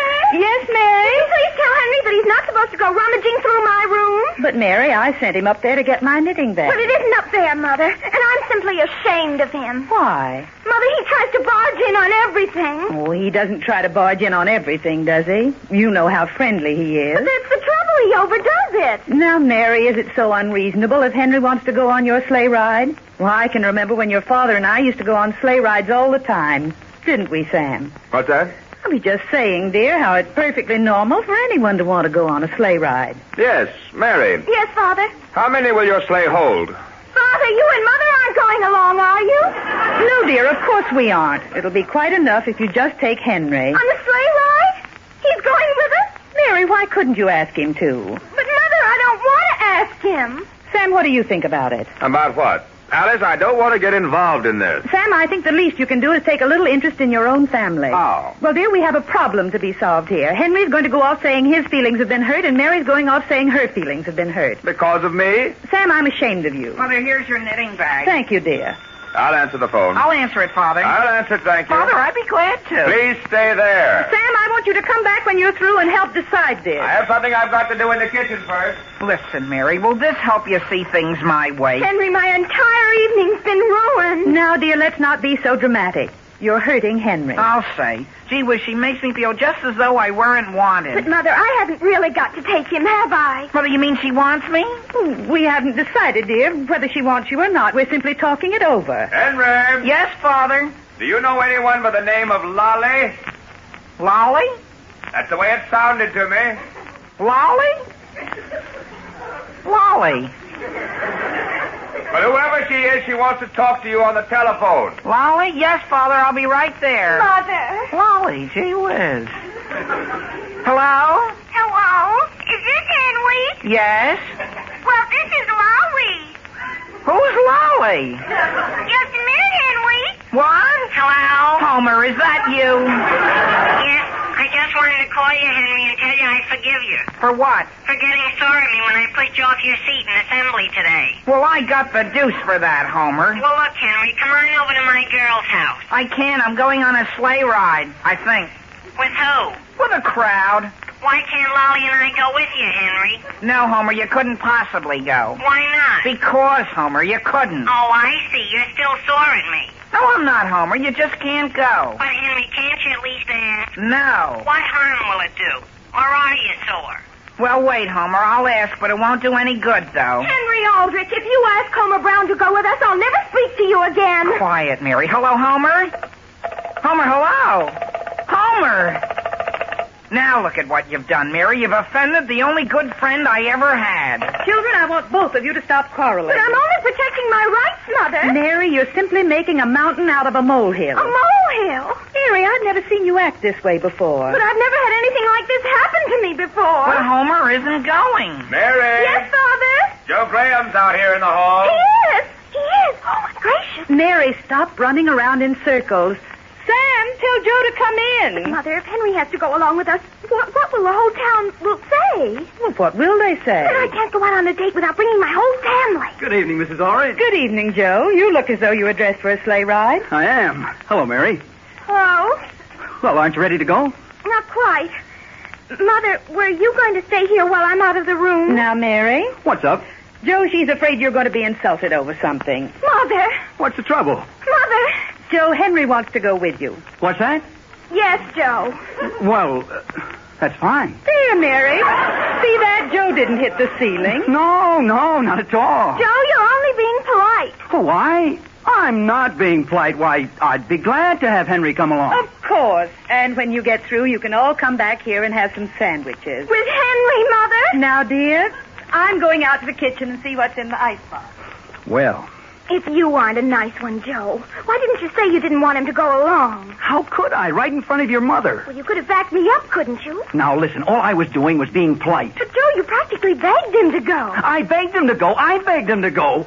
Listen, the next thing I know, you'll be wanting to take your whole family and saying that I asked them. Joe, I'm a little bit surprised at you. What? You mean you're surprised? Listen, Mary, I like Henry. He's a nice kid. But he hasn't any right to go on the sleigh ride. What do you mean he hasn't any right? You don't want him to go. That isn't the point. Are you going to insist on taking him? That isn't what I asked you. Are you taking him? Yes, I am. Of course I'm taking my own brother. That's all I wanted to know. That's all I... Where's my hat and coat? Right there on that chair. Thank you.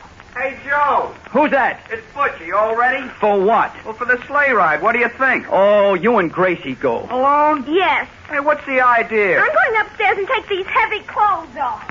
Well, listen, Joe, what's the trouble? Don't you like Gracie? If you don't, Joe, why don't you say so? Butch, Mary wants to take Henry. Henry?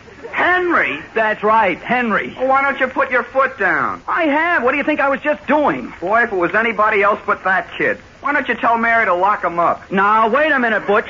You can't talk about him like that. What do you mean I can't? Oh, there isn't a nicer kid in this town. Why, he'd do anything in the world for you. All right, why doesn't he stay home then? But, Butch, can you give any good reason why he shouldn't go with us? Yeah, I could give you $1 million. Now, listen, Butch, you're just making a mountain out of a molehill. Joe, is Mary here in the living room? No. Well, did she tell you what I'm taking? What? My ukulele. Good. Sure, fine. That's all we need. Okay, gee, I'm glad I thought of it. Henry! Yes, Father? Is there somebody in this town named Suki? Suki? Suki? Suki, she wants to speak to you on the telephone. Suki, she wants to speak to me? Well, Joe, a ukulele. But, Butch, what harm will it do? The next thing, you'll be wanting to take along the whole family. Now, wait a minute, Butch. You can't talk like that right here in my girl's house. Well, are you two still here? Yes, we are. And what do you think? Butch doesn't want to take Henry. Butch doesn't want to. Yeah, that's what he said. And after your own mother had been generous enough to offer to make sandwiches for us. Well, what's that got to do with it? Oh, my goodness. But, Joe, you and I are paying for the horses. But Henry's willing to pay for his share, Butch. What's that? Yes, he is. He's willing to pay for 1/3? Well, Butch, I hope you don't think my brother is the kind that wouldn't be willing to pay his way. Oh, no, Mary, I didn't mean that. As a matter of fact, I've always liked the kid. Why doesn't he come along? Sure, why not?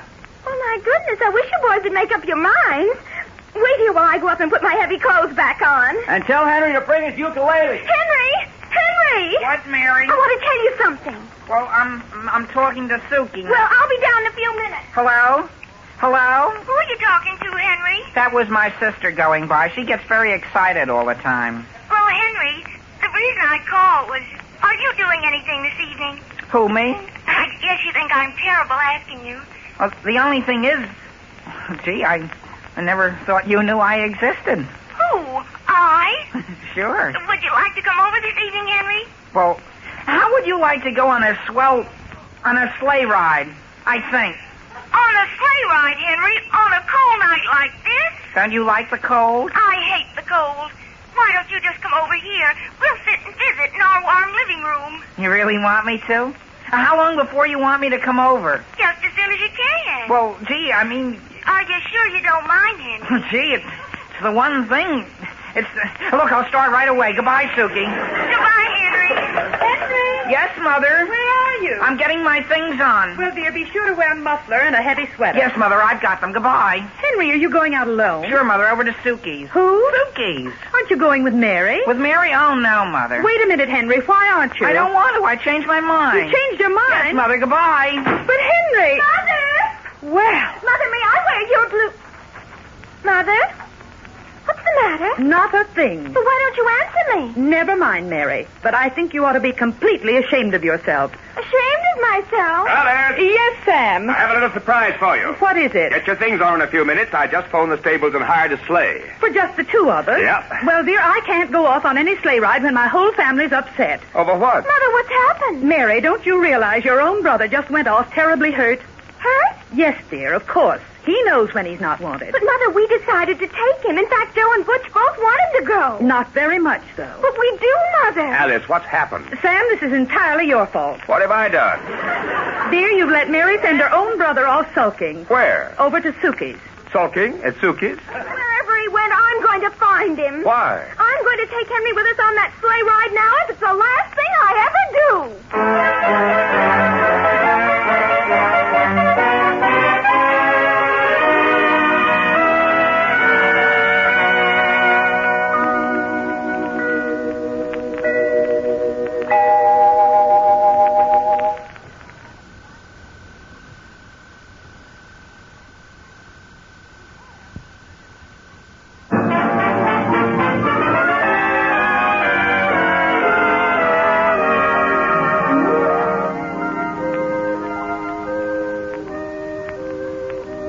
But getting back to the troubles of Henry Aldrich.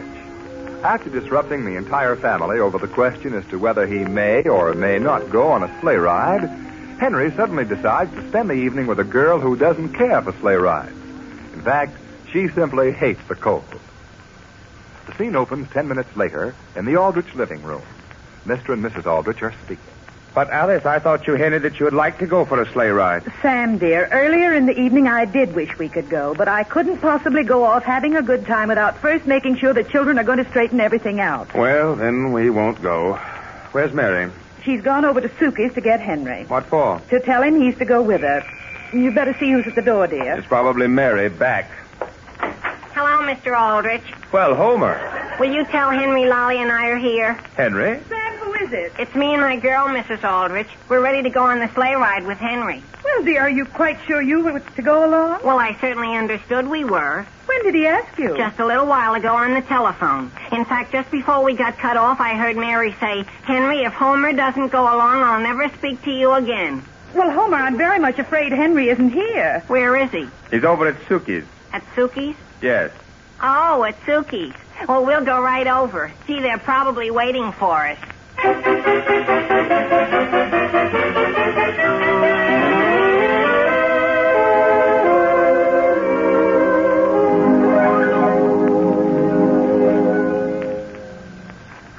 Are you uncomfortable, Henry? Well, would you mind if I should put this cushion on the floor? No, not at all. I've always wondered what the inside of your house would be like. Do you like it? Sure. You know what I've always said? What? All you have to do is see a person and you can tell what their living room's going to be like. Really? Sure. You take Willie Marshall. You know how stingy he is? What's his living room like? Long and narrow. And boy, they won't even let you open the piano. Not ever. Never when I'm there. And gee whiz, what harm could I do? I'm not even interested in pianos. Oh, I love a piano. Well, so do I. Don't misunderstand me.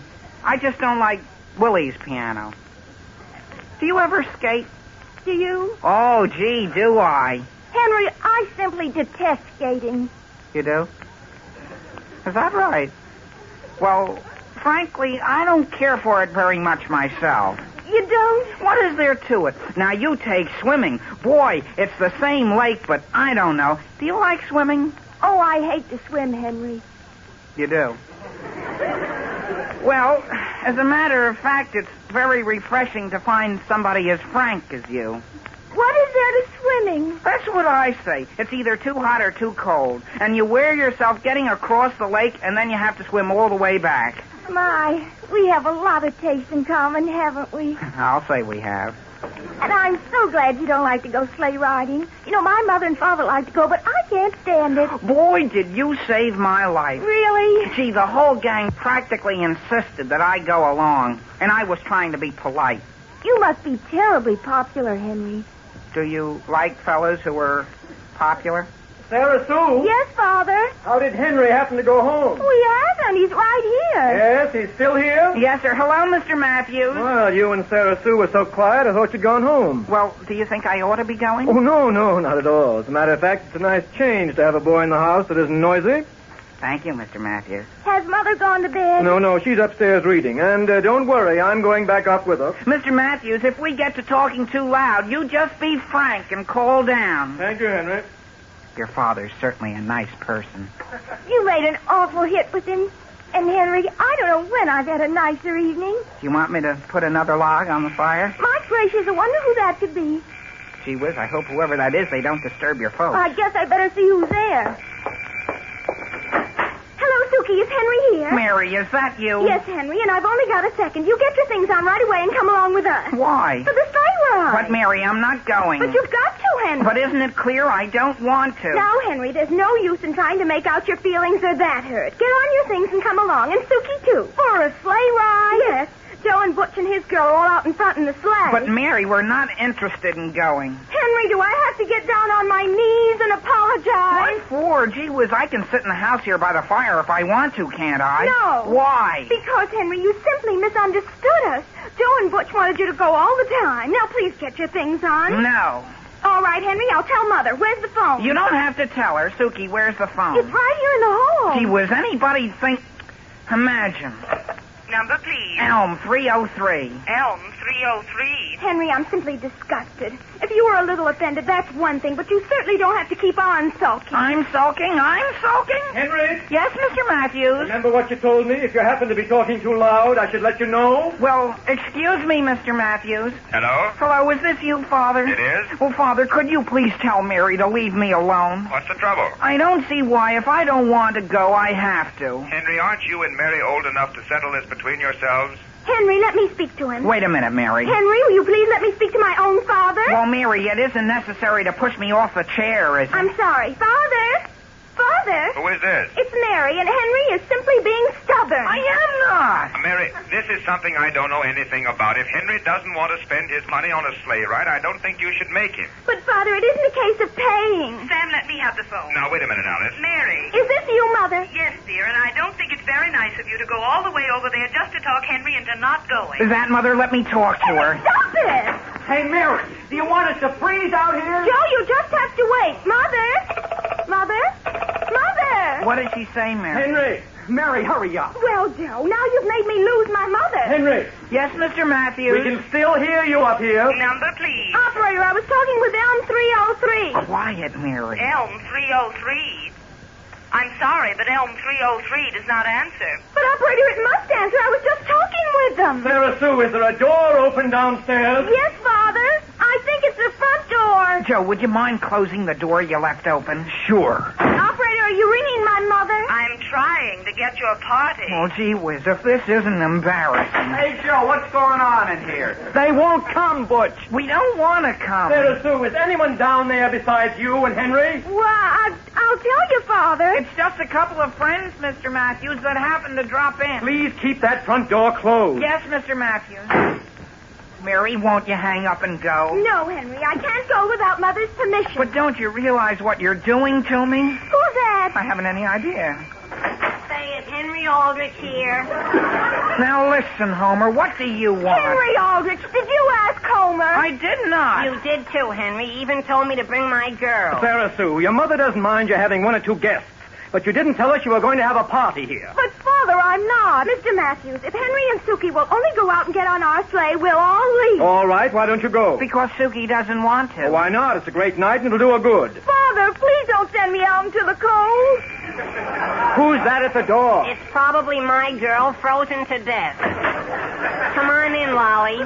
This isn't Lolly. Father, how did you get over here? I drove your mother over. What's going on here? Henry, dear, I've never been so mortified. Operator, never mind. My mother's here.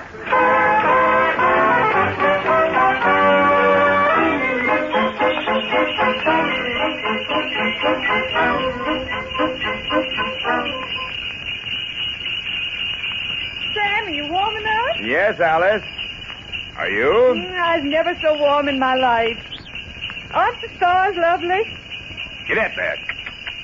How about you folks in back? Are you comfortable? Yes, we're fine. Mrs. Matthews was just saying we'd forgotten how pleasant it is to ride in a sleigh. Yes? Get up there.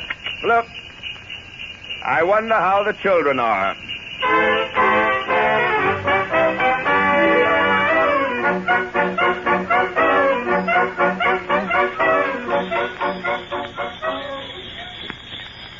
Get up there. Are you warm enough, Joe? Move over a little closer. Is that better? I wonder how the others are.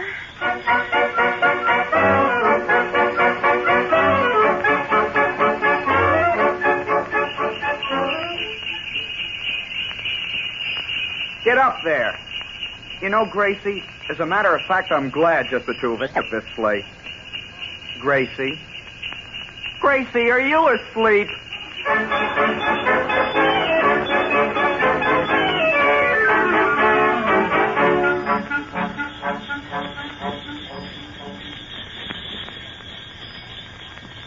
Get up there.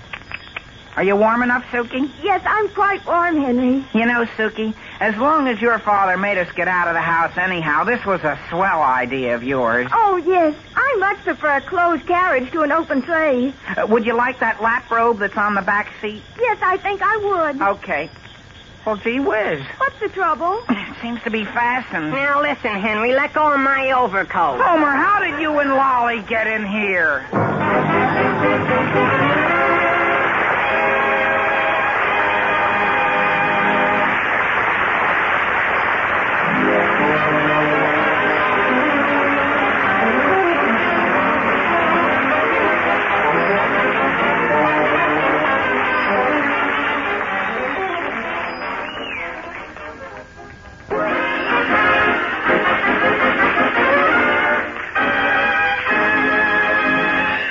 Listen again next week, same time, same station, for another sparkling half hour with your favorite youngster, his family, and his pals.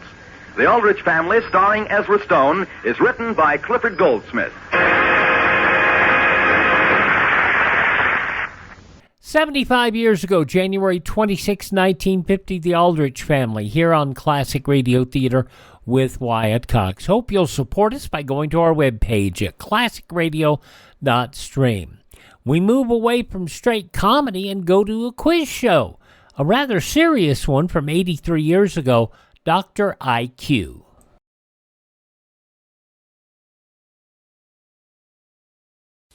Did you know that for only $10 you can supplement the food rations of a family of 4 for a whole month? Just send that $10 to CARE, spelled C-A-R-E, New York. CARE guarantees delivery of its packages to 11 different countries in Europe, as well as to India, Israel, and Japan. Don't forget to include your name and address and the name and address of the family you want to receive the CARE package, because CARE is a person-to-person, international goodwill service. It's always good to be able to say charitable organizations are still working today, and CARE is. Go to care.org to see how you can support CARE. All right, now we go back 83 years, January 26, 1942, for an episode of Dr. IQ. Let's see how your IQ is. Dr. IQ, the mental banker.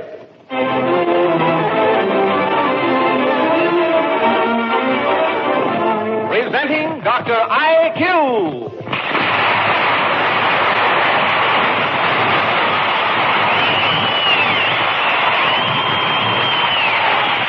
Bars Incorporated, makers of America's most enjoyable candy bars, bring you another half hour of fun with your genial master of wit and information, Dr. IQ, the mental banker.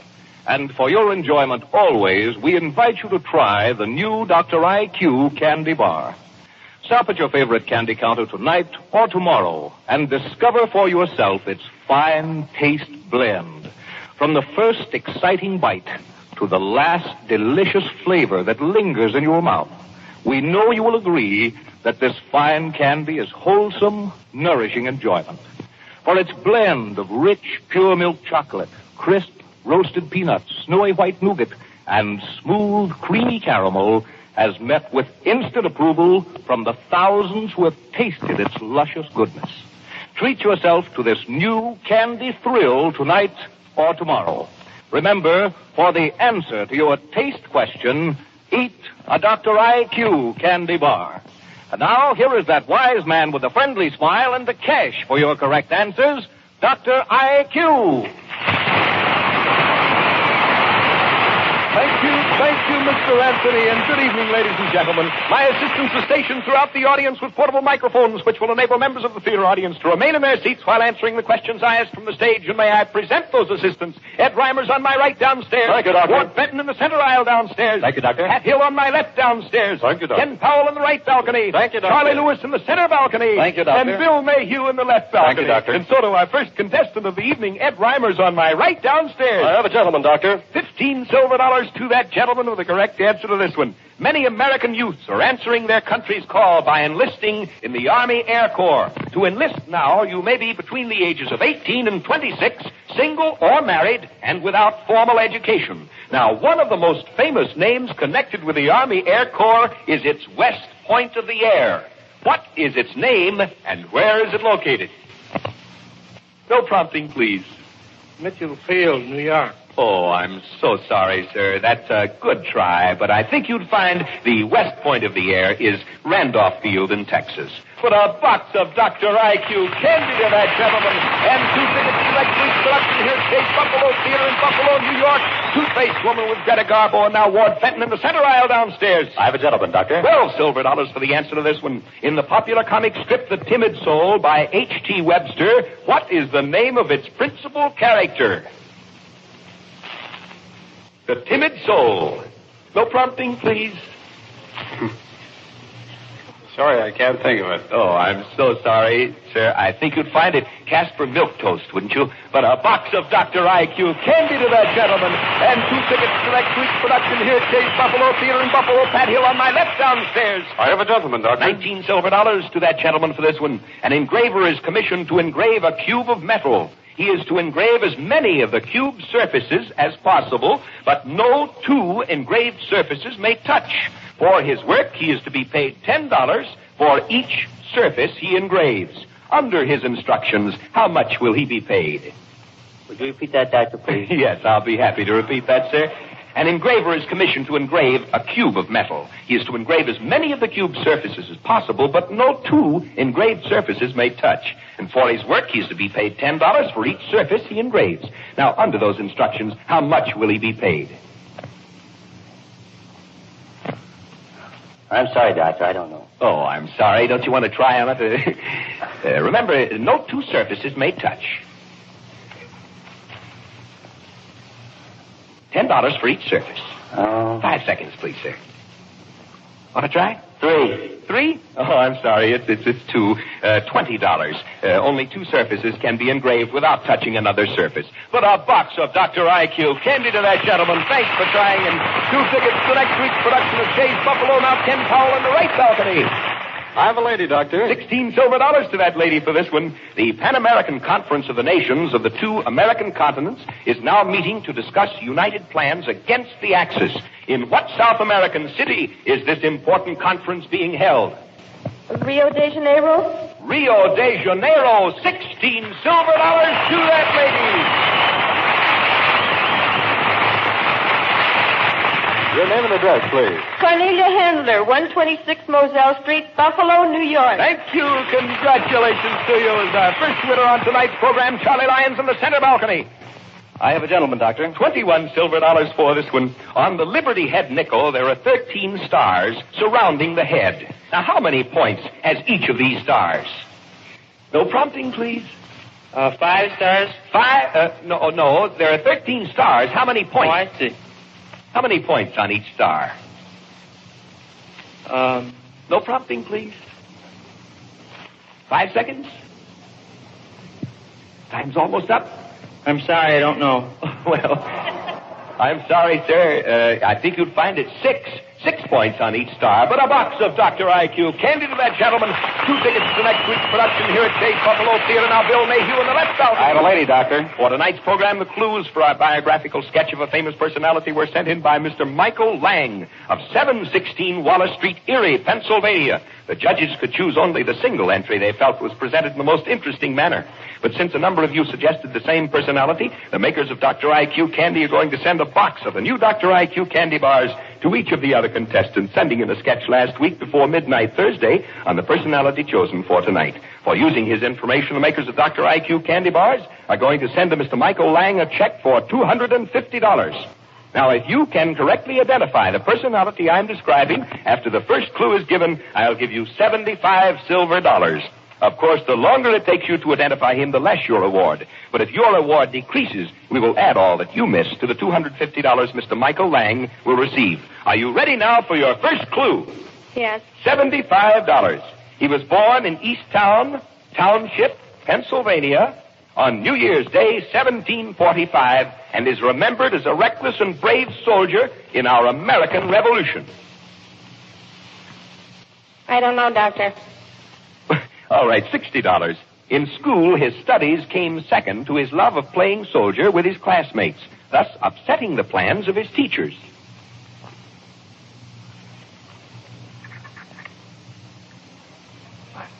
Five seconds, please.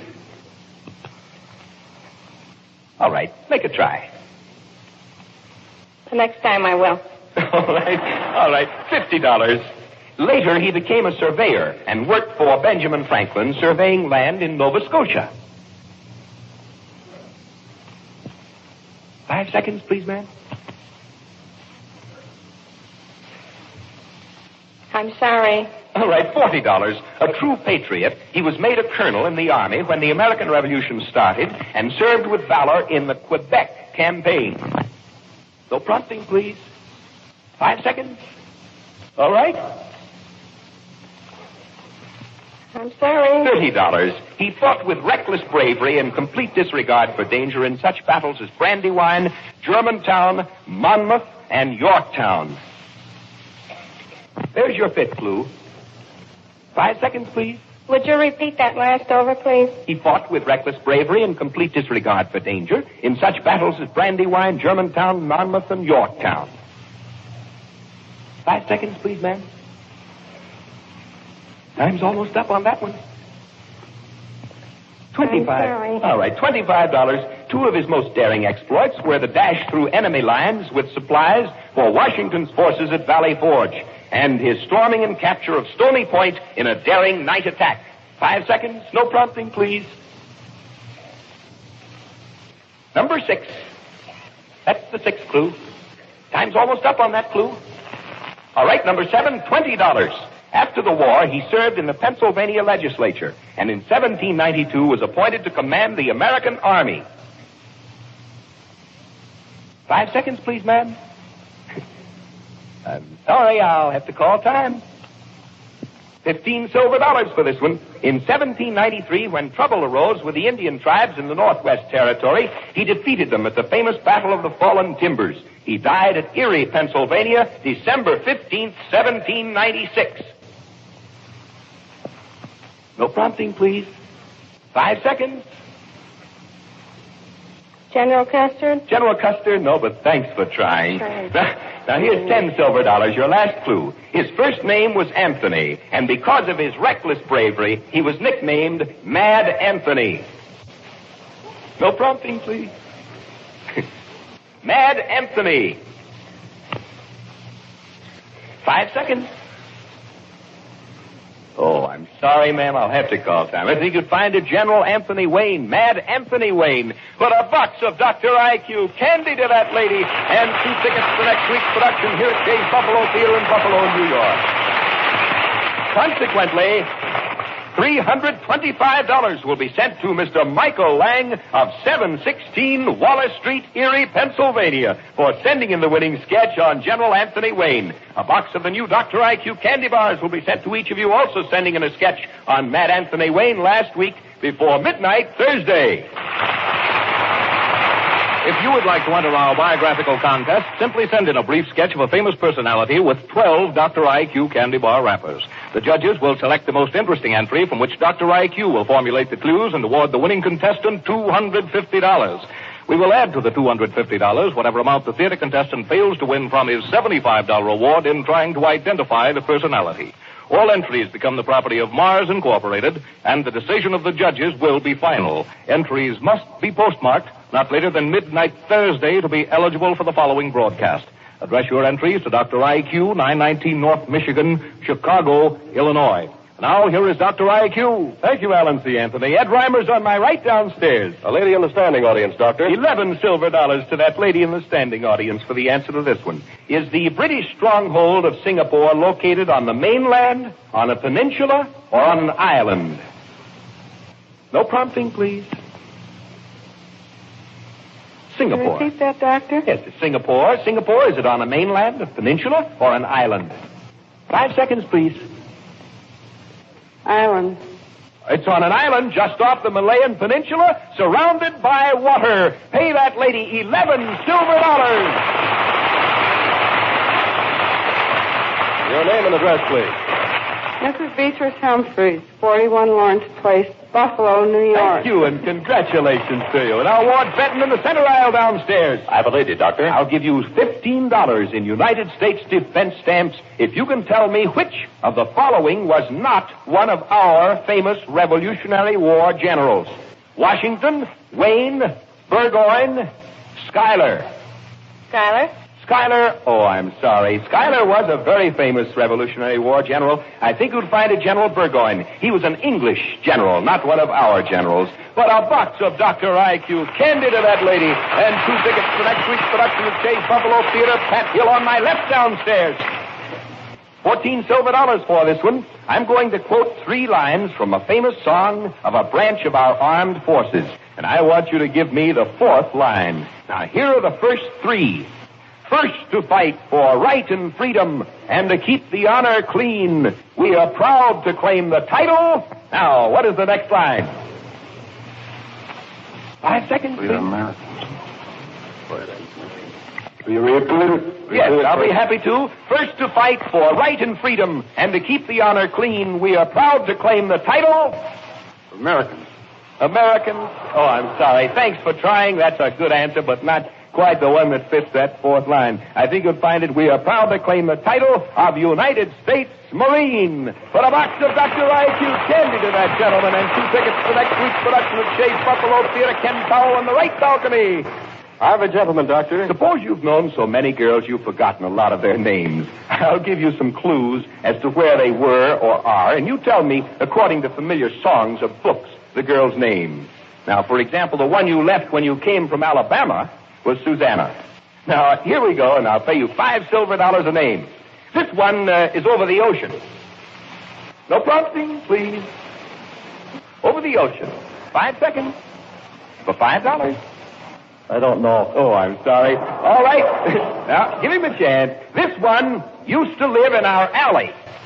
No prompting. What was it? Sally. All right, Sally. No, really, folks, don't everybody say it. Let him try. All right, here's the third one now. This one doesn't live here anymore. Annie, all right. Now, here's a good one. This one lives on Sunnybrook Farm. 5 seconds, please. Time is almost up. Oh, I'm sorry. I'll have to call time. You got 2 of them. I think you'll find that one's Rebecca. Rebecca of Sunnybrook Farm. And, of course, the first one was Bonnie. Bonnie lies over the ocean. You got 2 of them. Pay that gentleman $10 silver. Your name and address, please. William Palmer, 526 Minnesota Avenue, Buffalo, New York. Thank you. Congratulations to you. Now, Charlie Lewis in the center balcony. Once more, we come to the right and wrong portion of the program in which members of the theater audience will answer yes or no on their tally cards to the 9 right and wrong statements sent in last week by the radio audience. We take this occasion to announce that there were no tally card winners last week. Therefore, last week's Mastermind Award of $100 will be added to this week's award, making a total of $200, which tonight's theater audience will compete for in answering this week's right and wrong statements. Now, I'll give you the correct answers to last week's right and wrong statements, and in just a moment, Mr. Anthony will tell you and our radio audience how you may win $50 to $150. These are the answers to last week's statements. In the language of printers, a screamer is a term used to mean exclamation point. The watt and kilowatt are units of electromotive power, not force. The island of Ceylon is a leading producer of rubber. In the Postal Service, star routes are so called from the star used to designate them in postal publications. In the term pigeon English, the word pigeon is a Chinese corruption of the English word business. The gunboat system to provide a fleet of gunboats for coast defense was first proposed by President Jefferson, not President Madison. A bannock is a type of unleavened bread, not a hill or mound found in Scotland. On the Beaufort wind scale, the highest strength of wind is indicated as hurricane, not pole gale. And to medieval geographers, Japan was known as Cipango. And now those of you in the radio audience who would like to win $50 to $150 by furnishing the 9 right and wrong statements the theater audience will answer next week may hear the rules of the contest if you will listen closely to Mr. Anthony. You may win $50 to $150 by furnishing the 9 statements to be answered yes or no by the theater audience next week.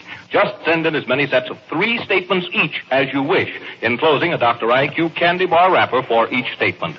The judges will select 3 sets of 3 statements each, awarding $50 for each 3 statements. The winners will be announced Monday night, and your check will be mailed by that time. All entries become the property of Mars Incorporated, and the decision of the judges will be final. Entries to be used next Monday night must be postmarked not later than midnight Thursday.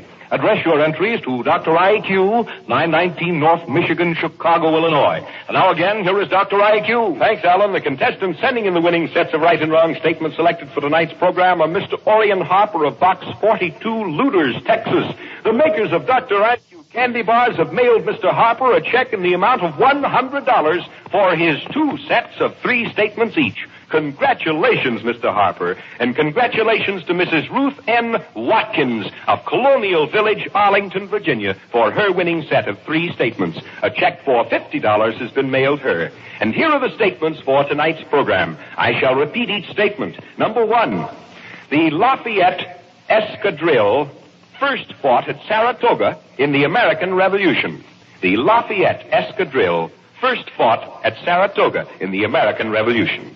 Number 2, the historic Appian Way connected the 7 hills of ancient Rome. The historic Appian Way connected the 7 hills of ancient Rome. Number 3, Simon Lake is the largest body of water in the lake region of England. Simon Lake is the largest body of water in the lake region of England. Number 4, the Philosopher's Stone is a famous Grecian monument on Mount Olympus. The Philosopher's Stone is a famous Grecian monument on Mount Olympus. Number 5, in boxing, a rabbit punch is 2 quick blows, a right to the head and a left to the body of the opponent. In boxing, a rabbit punch is 2 quick blows, a right to the head and a left to the body of the opponent.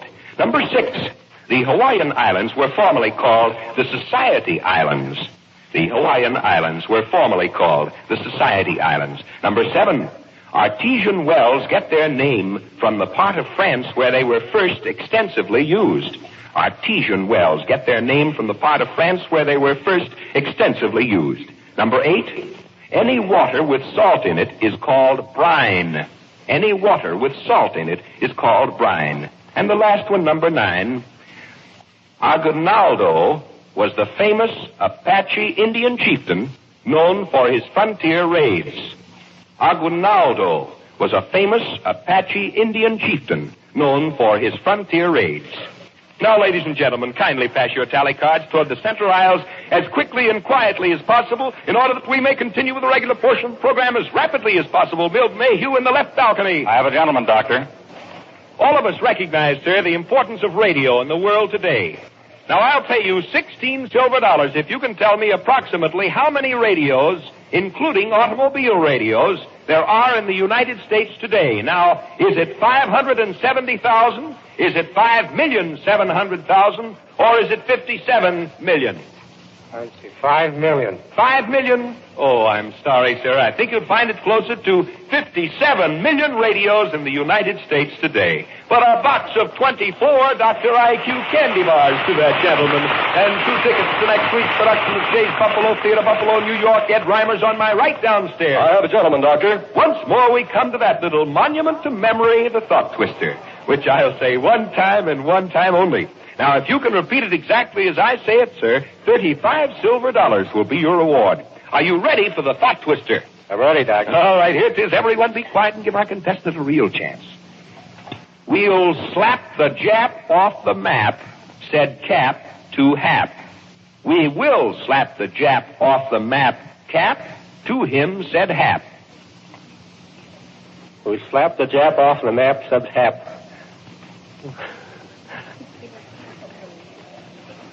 No, I'll take the candy bars, Doctor. Oh, all right, fine. I think you'll find it. We'll slap the Jap off the map, said Cap to Hap. We will slap the Jap off the map, Cap to him, said Hap.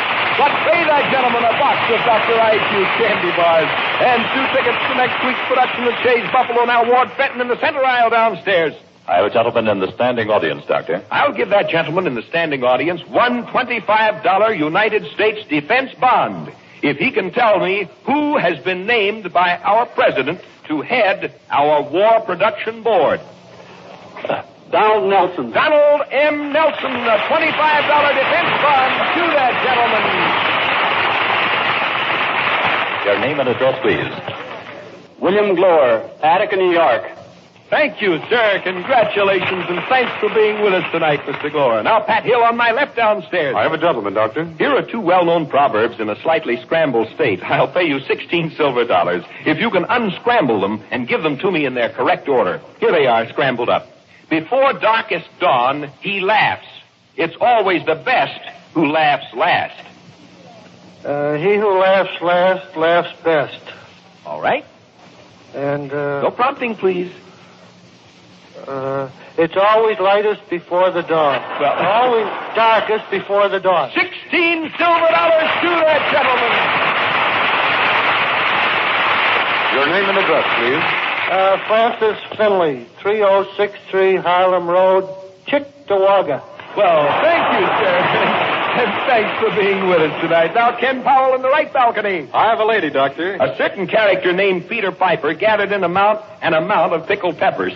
Now, I'll pay you $8 silver if you can tell me the amount, and 12 more silver if you can say the famous verse without stumbling. All right? How much, first of all, what was the amount of the peppers that he picked? A peck. A peck, all right. That's $8 you've earned. Now let's see if you can earn 20. 12 more. Let's see if you can say it. Peter Piper picked a peck of pickled peppers. Where's the peck of pickled peppers Peter Piper picked? Well, now you... No, you only got half of it. You got the first line and the last line. Now, there are 2 lines in between, remember? Try it again. Peter Piper picked a pickled... All right, go ahead. Peter Piper picked a peck of pickled peppers. All right. A peck. Where's the peck? Oh, I'm sorry, ma'am. I think you're leaving out those middle 2 lines. It goes something like this. I'll try it. Peter Piper picked a peck of pickled peppers. A peck of pickled peppers Peter Piper picked. If Peter Piper picked a peck of pickled peppers, where's the peck of pickled peppers Peter Piper picked? But a box of Dr. IQ came to that lady, and 2 tickets to next week's production of Shay's Buffalo Theater in Buffalo, New York. Now, Charlie Lewis in the center balcony. I have a gentleman, Doctor. $18 silver for this one. You have received an invitation to visit several Hollywood studios, and on your tour of the lots, you meet 3 actors famous for their roles as Judge Hardy, Dr. Kildare, and Hopalong Cassidy. Now, what are the regular names of the trio you meet?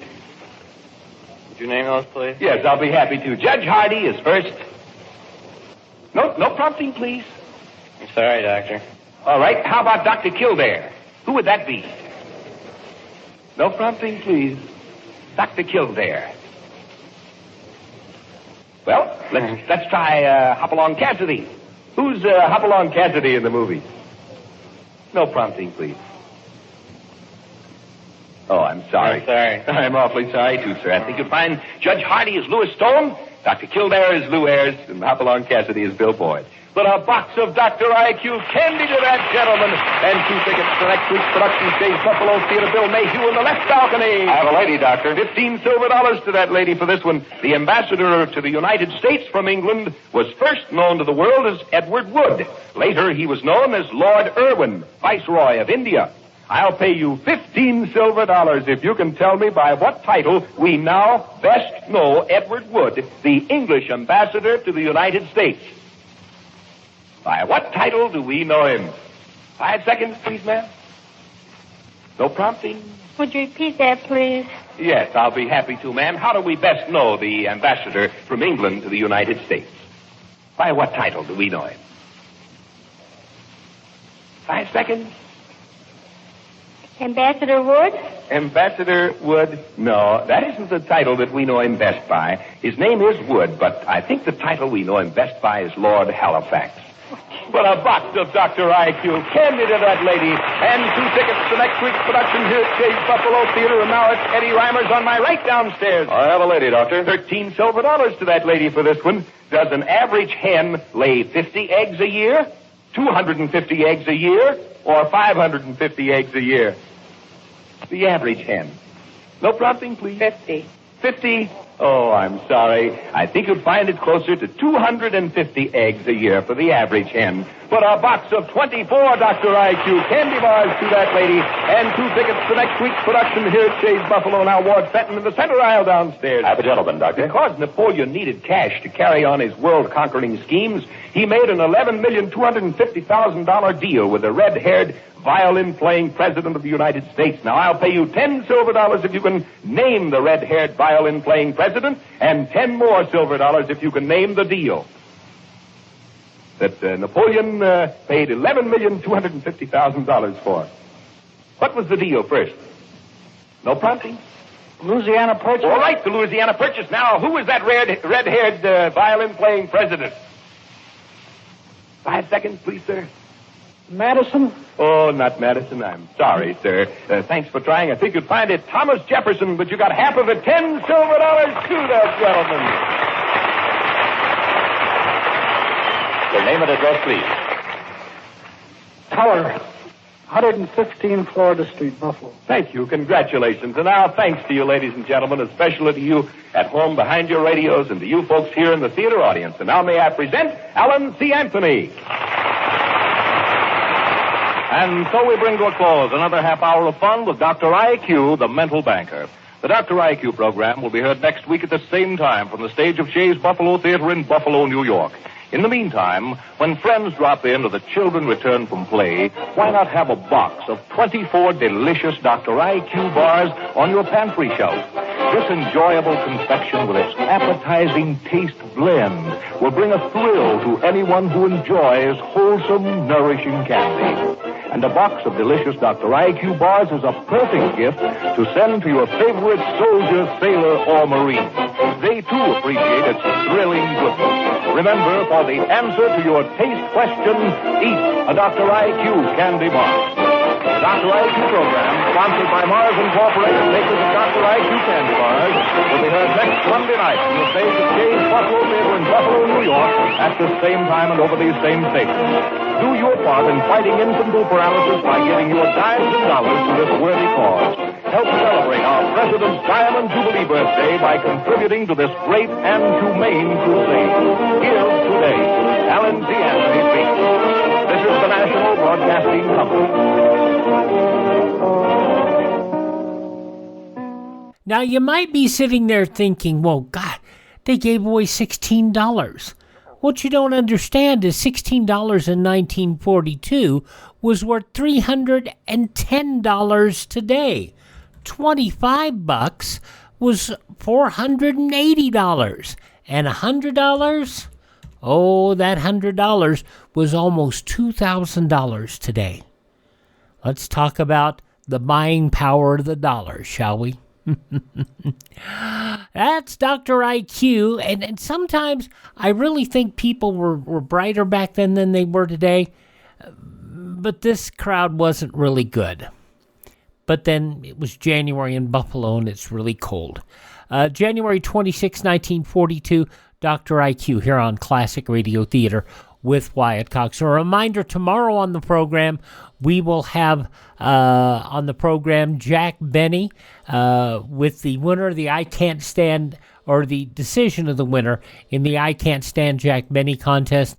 My Favorite Husband, starring Lucille Ball as Liz tries to light a song. McGee tangles with a tough chef 90 years ago, Fibber McGee and Molly. And Sam Shovel, and another Sam Shovel mystery, and you'll hear about that tomorrow. And then we'll also hear from Claudia. But right now we're going to hear from Superman.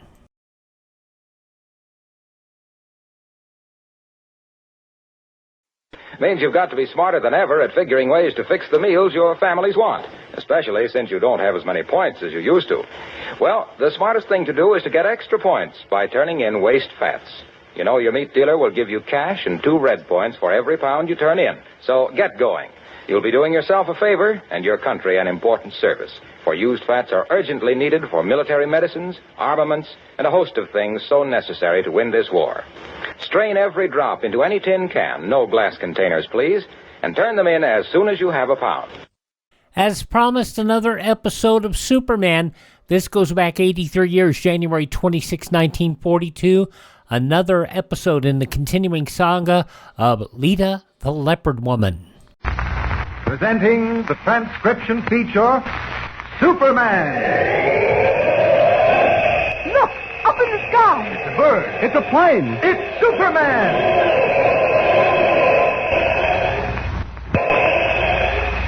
Yes, it's Superman, strange visitor from the planet Krypton, who came to Earth with powers and abilities far beyond those of mortal men.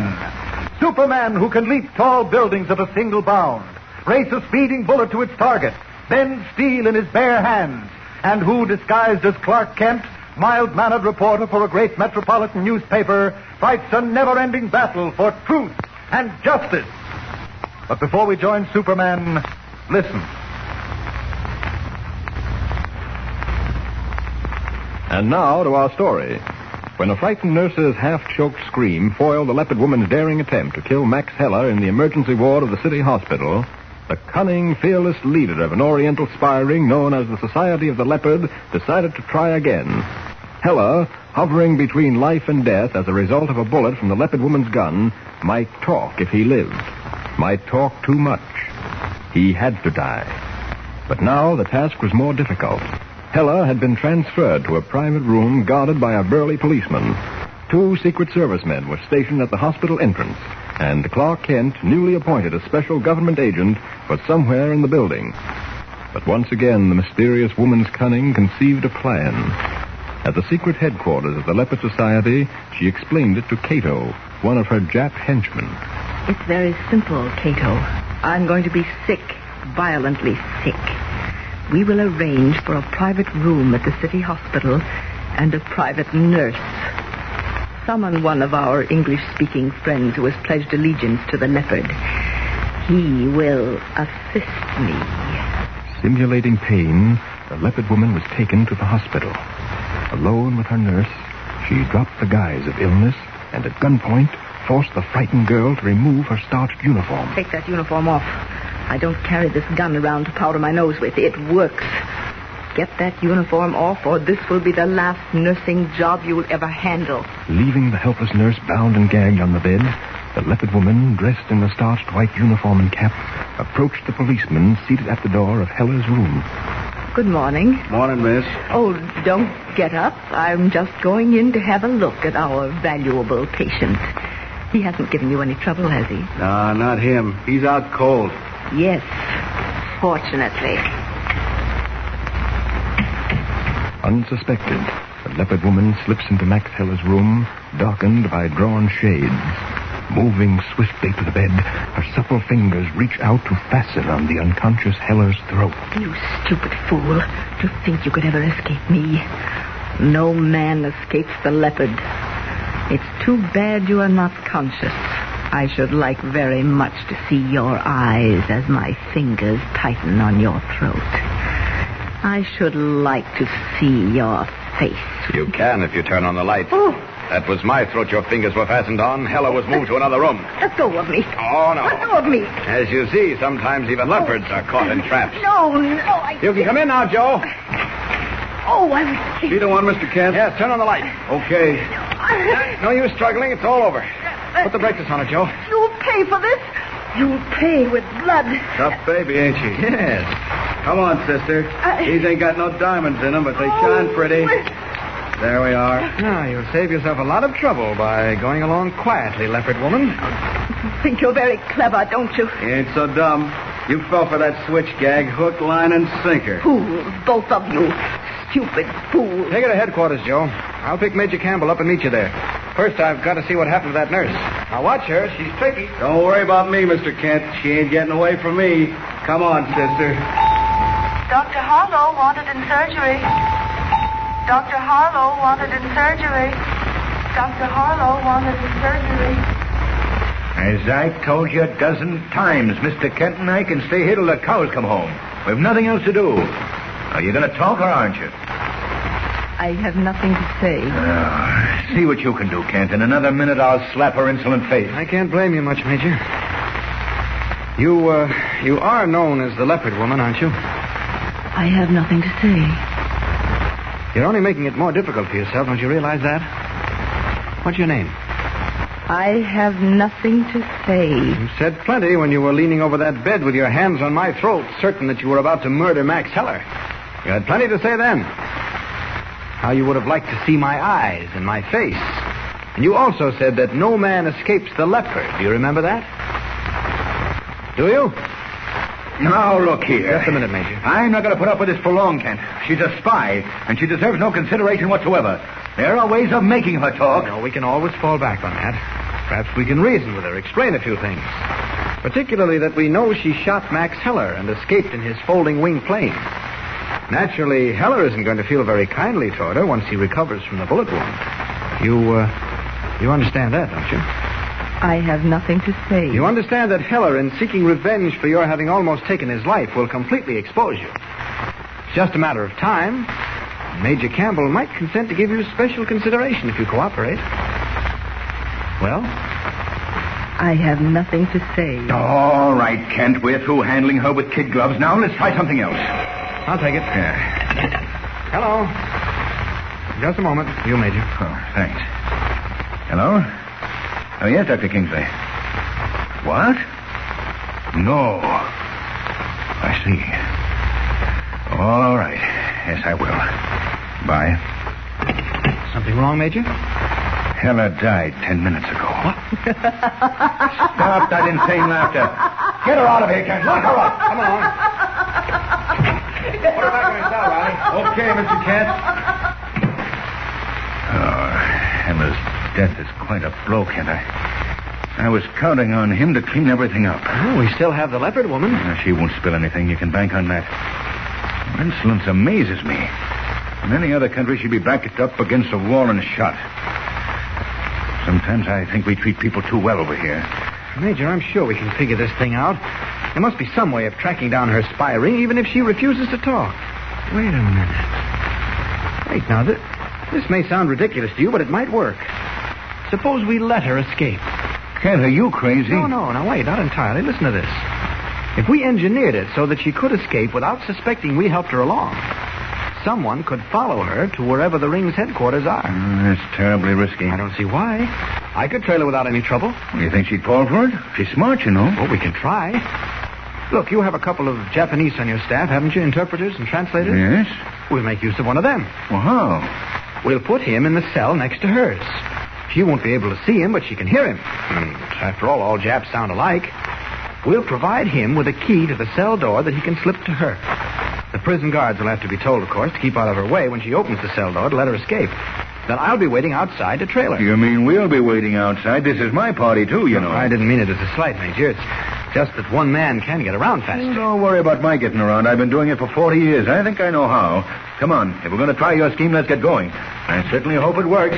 It'll take a big load off my mind. With the aid of a native Japanese attached to the espionage division of the Secret Service, Kent and Major Campbell set up the trap, baited with an opportunity for the leopard woman to escape. Outside the prison, they wait in a car parked in a dark alley, motor running and Kent at the wheel. It's been an hour since Moyata was locked up in that cell, Kent. Think something's gone wrong? Oh, no. She's too cagey to make a quick break. After all, she doesn't know the way is clear. She thinks guards are walking the corridors.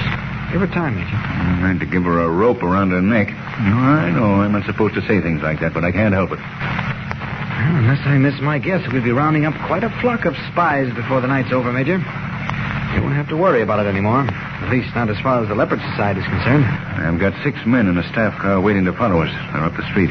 Good. I just hope the procession doesn't frighten her. Oh, I told them to keep well behind us. Oh.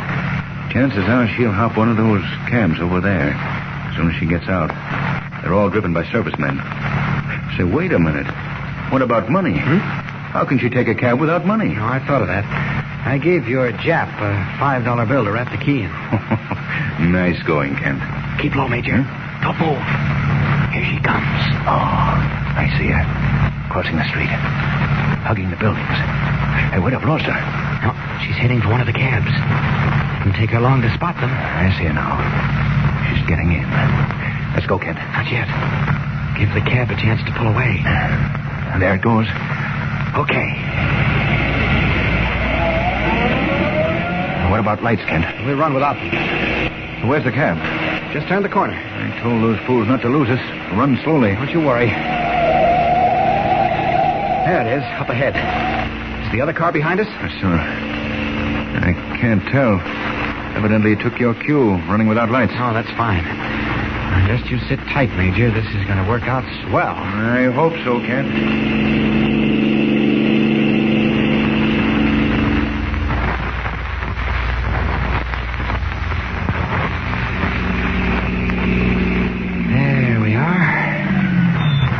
Getting under the cab. Going into that building. Motion your other car to come ahead. He's right in back of us. Oh, good. Now we'll have to close in fast. All right, boys. Remember what I told you. If possible, we want them all alive, particularly the woman. But if you have to, use those Tommy guns. Riley, you and Duncan wait out front. Okay. Well, don't take the rear of the building, and the rest of you come along with Kent and myself. Come on, let's go. Which house was it, Kent? These brownstones are alike. Third from the corner. That one. Hey, wait a minute. You have no gun, have you? I won't need one. Here we are. Shh. Okay, men. Right, Major. Get set. Is the door locked, Kent? I'll see. No. It's open. Well, it looks as though the Society of the Leopard is about to be disbanded. Or has the cunning mind of the mysterious leopard woman conceived another surprise for Kent and Major Campbell? Don't miss the next thrilling episode. Tune in and listen. We're the Superman.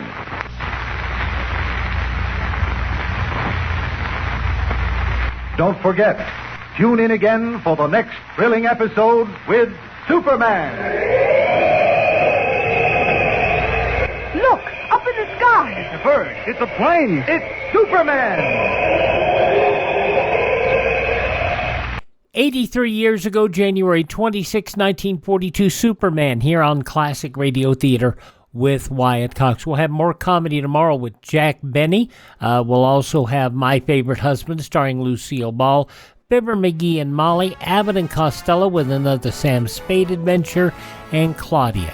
Thanks for being with us. We'll see you tomorrow for another edition of Classic Radio Theater. I'm Wyatt Cox.